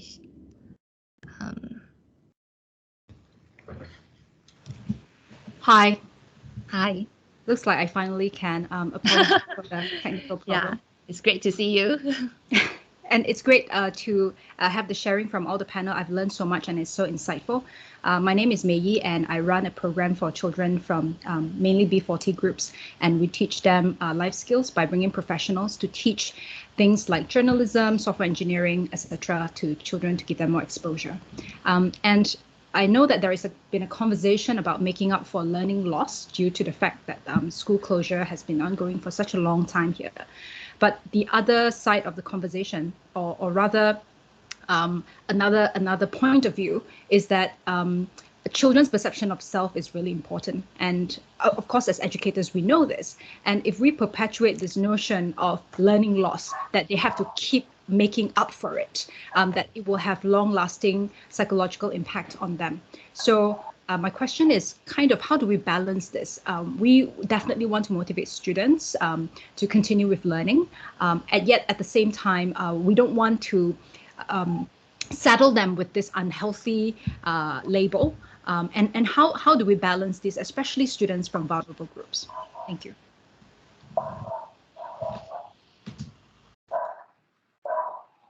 Okay. Can I answer that question? Yeah, sure. Okay. All right, Mei, thank you for the question. Well, a learning loss is a fact. All right, is a fact that all educators need to know, and we are not actually labeling, but we are alerting. There's a certain amount of drainage in terms of giving the knowledge, because some of the marginalized students could not get the actual knowledge as compared to those who are very fortunate, So what we are seeing here is when we are, aware of the learning loss, so we can keep up with the strategies, coming up with strategies, how we can actually accommodate to what they have missed before, all right? So what, from my perspective as a teacher educator, I always see, there's a need to give rooms, okay? We don't force them. The best planner would be the parents. They know how their children cope with the situation, right? They know better what they are facing. So giving rooms to everyone actually. it's not just, the students giving room to the teachers, giving room to, parents, giving room to the students. All right. By giving rooms means we have to be flexible in our approaches. All right. Be flexible in our approaches in terms of how much time we give to the students. All right. For example, let's say when the students go back to school, what kind of input that we want them to have, how much input that we want them to have, all right, or we would like to give them.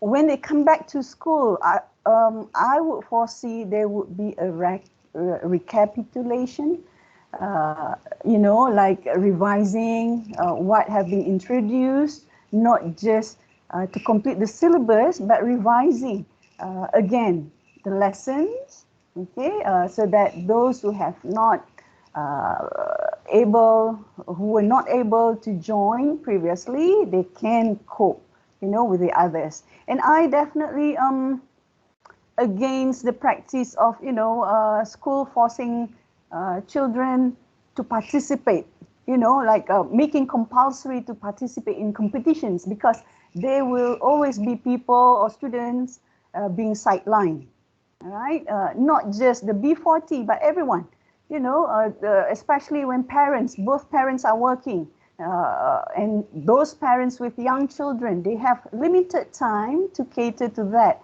And most of the time they will, focus on learning during night time, so how taxing that would be for everybody actually. It's not just B40. So different people have different scenarios. That's why I said at the beginning, there is no one size fits all. So Indeed. It's not labeling, but we are acknowledging, we are acknowledging the fact that, these children, there are children who did not get the right education, okay, what's being shared. There are people or there are students who were missed out from the system. Indeed, the pandemic has made education more challenging. So here, Mr. Dangat, it's great to see Mr. Dangat here. Yeah. Mr. Dangat, could you introduce yourself and pose your question to our speakers? Okay. Thank you, Dr. Chiu. I'm Mr. Dangat, coordinator for Penan student, Penan school, and for sekolah dalam penyerah and sekolah hospital. I'm the Jabatan Pendidikan Negeri Sarawak. So thank you for invite me during this session. So I suggest, for example, for B40, if we using a GIS to mapping the distribution of the students, so we can make more decision better. For example, we can include the sempadan pilihan raya. So that means or sempadan majlis bandar raya. So actually, every community they can see which area. For example, we can locate more for example gadget or internet speed, and for Penan student maybe the same solution with Asli. Actually, not every student success in education, but I believe every student when they come to school, we call it kelangsungan hidup. So this means if the surrounding area they have a plantation, so maybe the CSR actually maybe we can give them training to become a mandur or become a penyelia ladang. So this thing actually we can this means for me is inclusive education.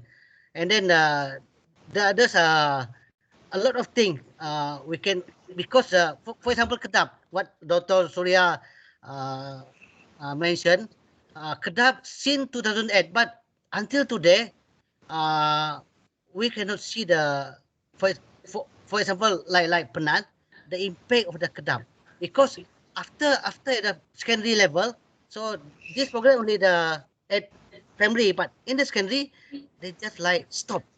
So hopefully maybe we can, after this maybe we can doing a study about Penan and prisoner, student in prison, sekolah Henry Geni and sekolah Tinggi Kuching. So hopefully we can do it together. So thank you, Doctor. Sure. It's really a pleasure to have you, Mr. Dangat. Yeah. We will share our email with you.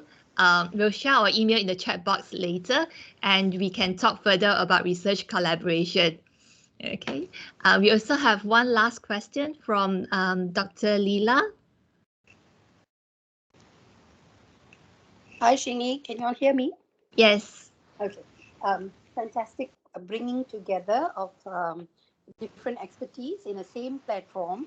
I just have one very brief question. Has the fact of intersection of the various factors that the different people have been studying been considered? For example, those who look at the Orang Asli population and their challenges, what about people with disability who live within that community?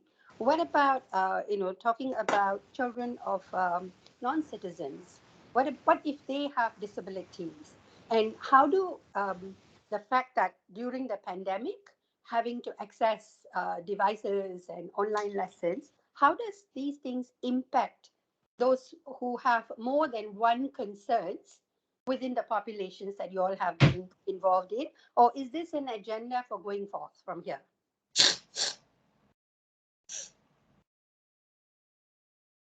That's Okay.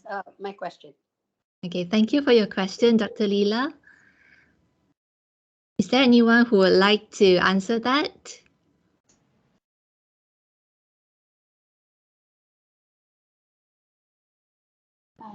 If I may just add a few things here. I'm not going to provide answers to the question because I kind of feel like Dr.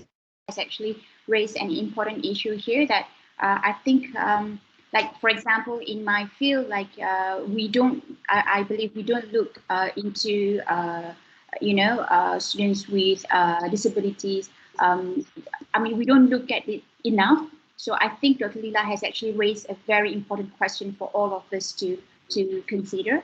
And yeah, it's just thank you for raising that. Yeah, I agree with Dr. Surya. So thank you for pointing that out. That's actually a gap in the current research, certainly. Okay. So we are actually now getting close to the end. Yeah, it's already 12:15. So I believe we are now more aware of the educational issues faced by students with disabilities, Orang Asli students, non-citizen children in Malaysia, and students from the B40 group.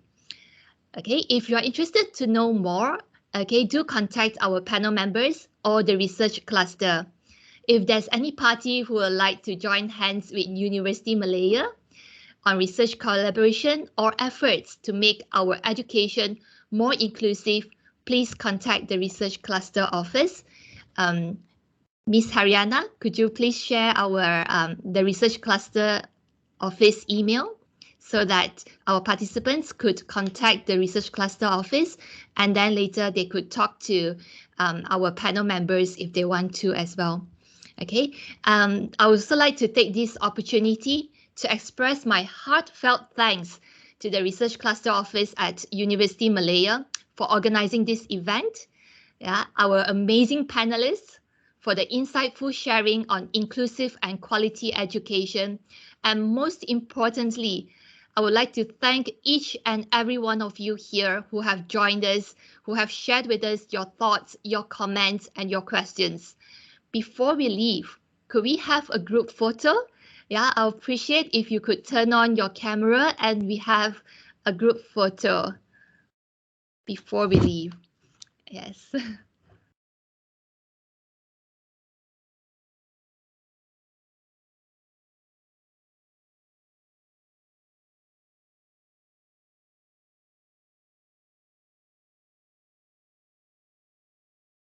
Mr. Dangat, maybe later you could leave us your email address as well so that the research cluster office, they could contact you. Okay, Doctor. Wow. We are waiting for more to switch on the camera.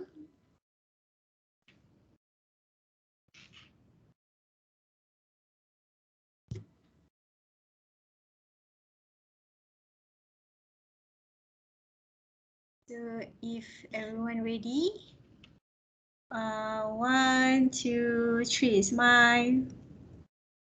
One more.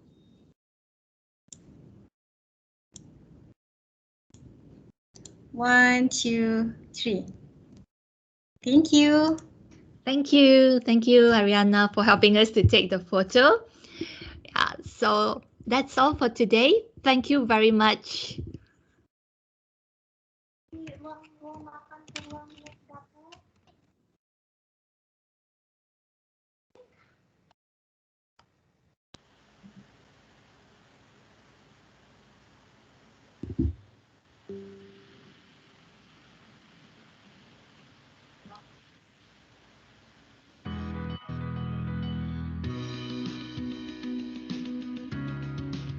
Dr. Chu, Yes.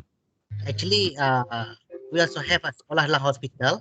So actually, during the pandemic, so the teacher from sekolah hospital, they placed the Alana Perdana School. So for our student in dalam hospital.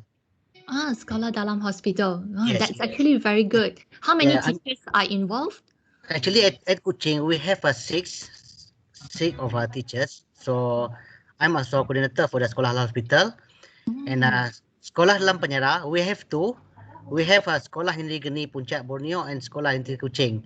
So before this I'm teaching in there in sekolah dalam penyara. So hopefully after this we can keep in touch and Yes. also for K9 school sekolah pribumi for Penan. So hopefully we can doing some just for example Dr. Zuwati really interested if we can mapping the B40 student because we have a APDM aplikasi pengolahan data murid from this data we can map the student. I Yeah. like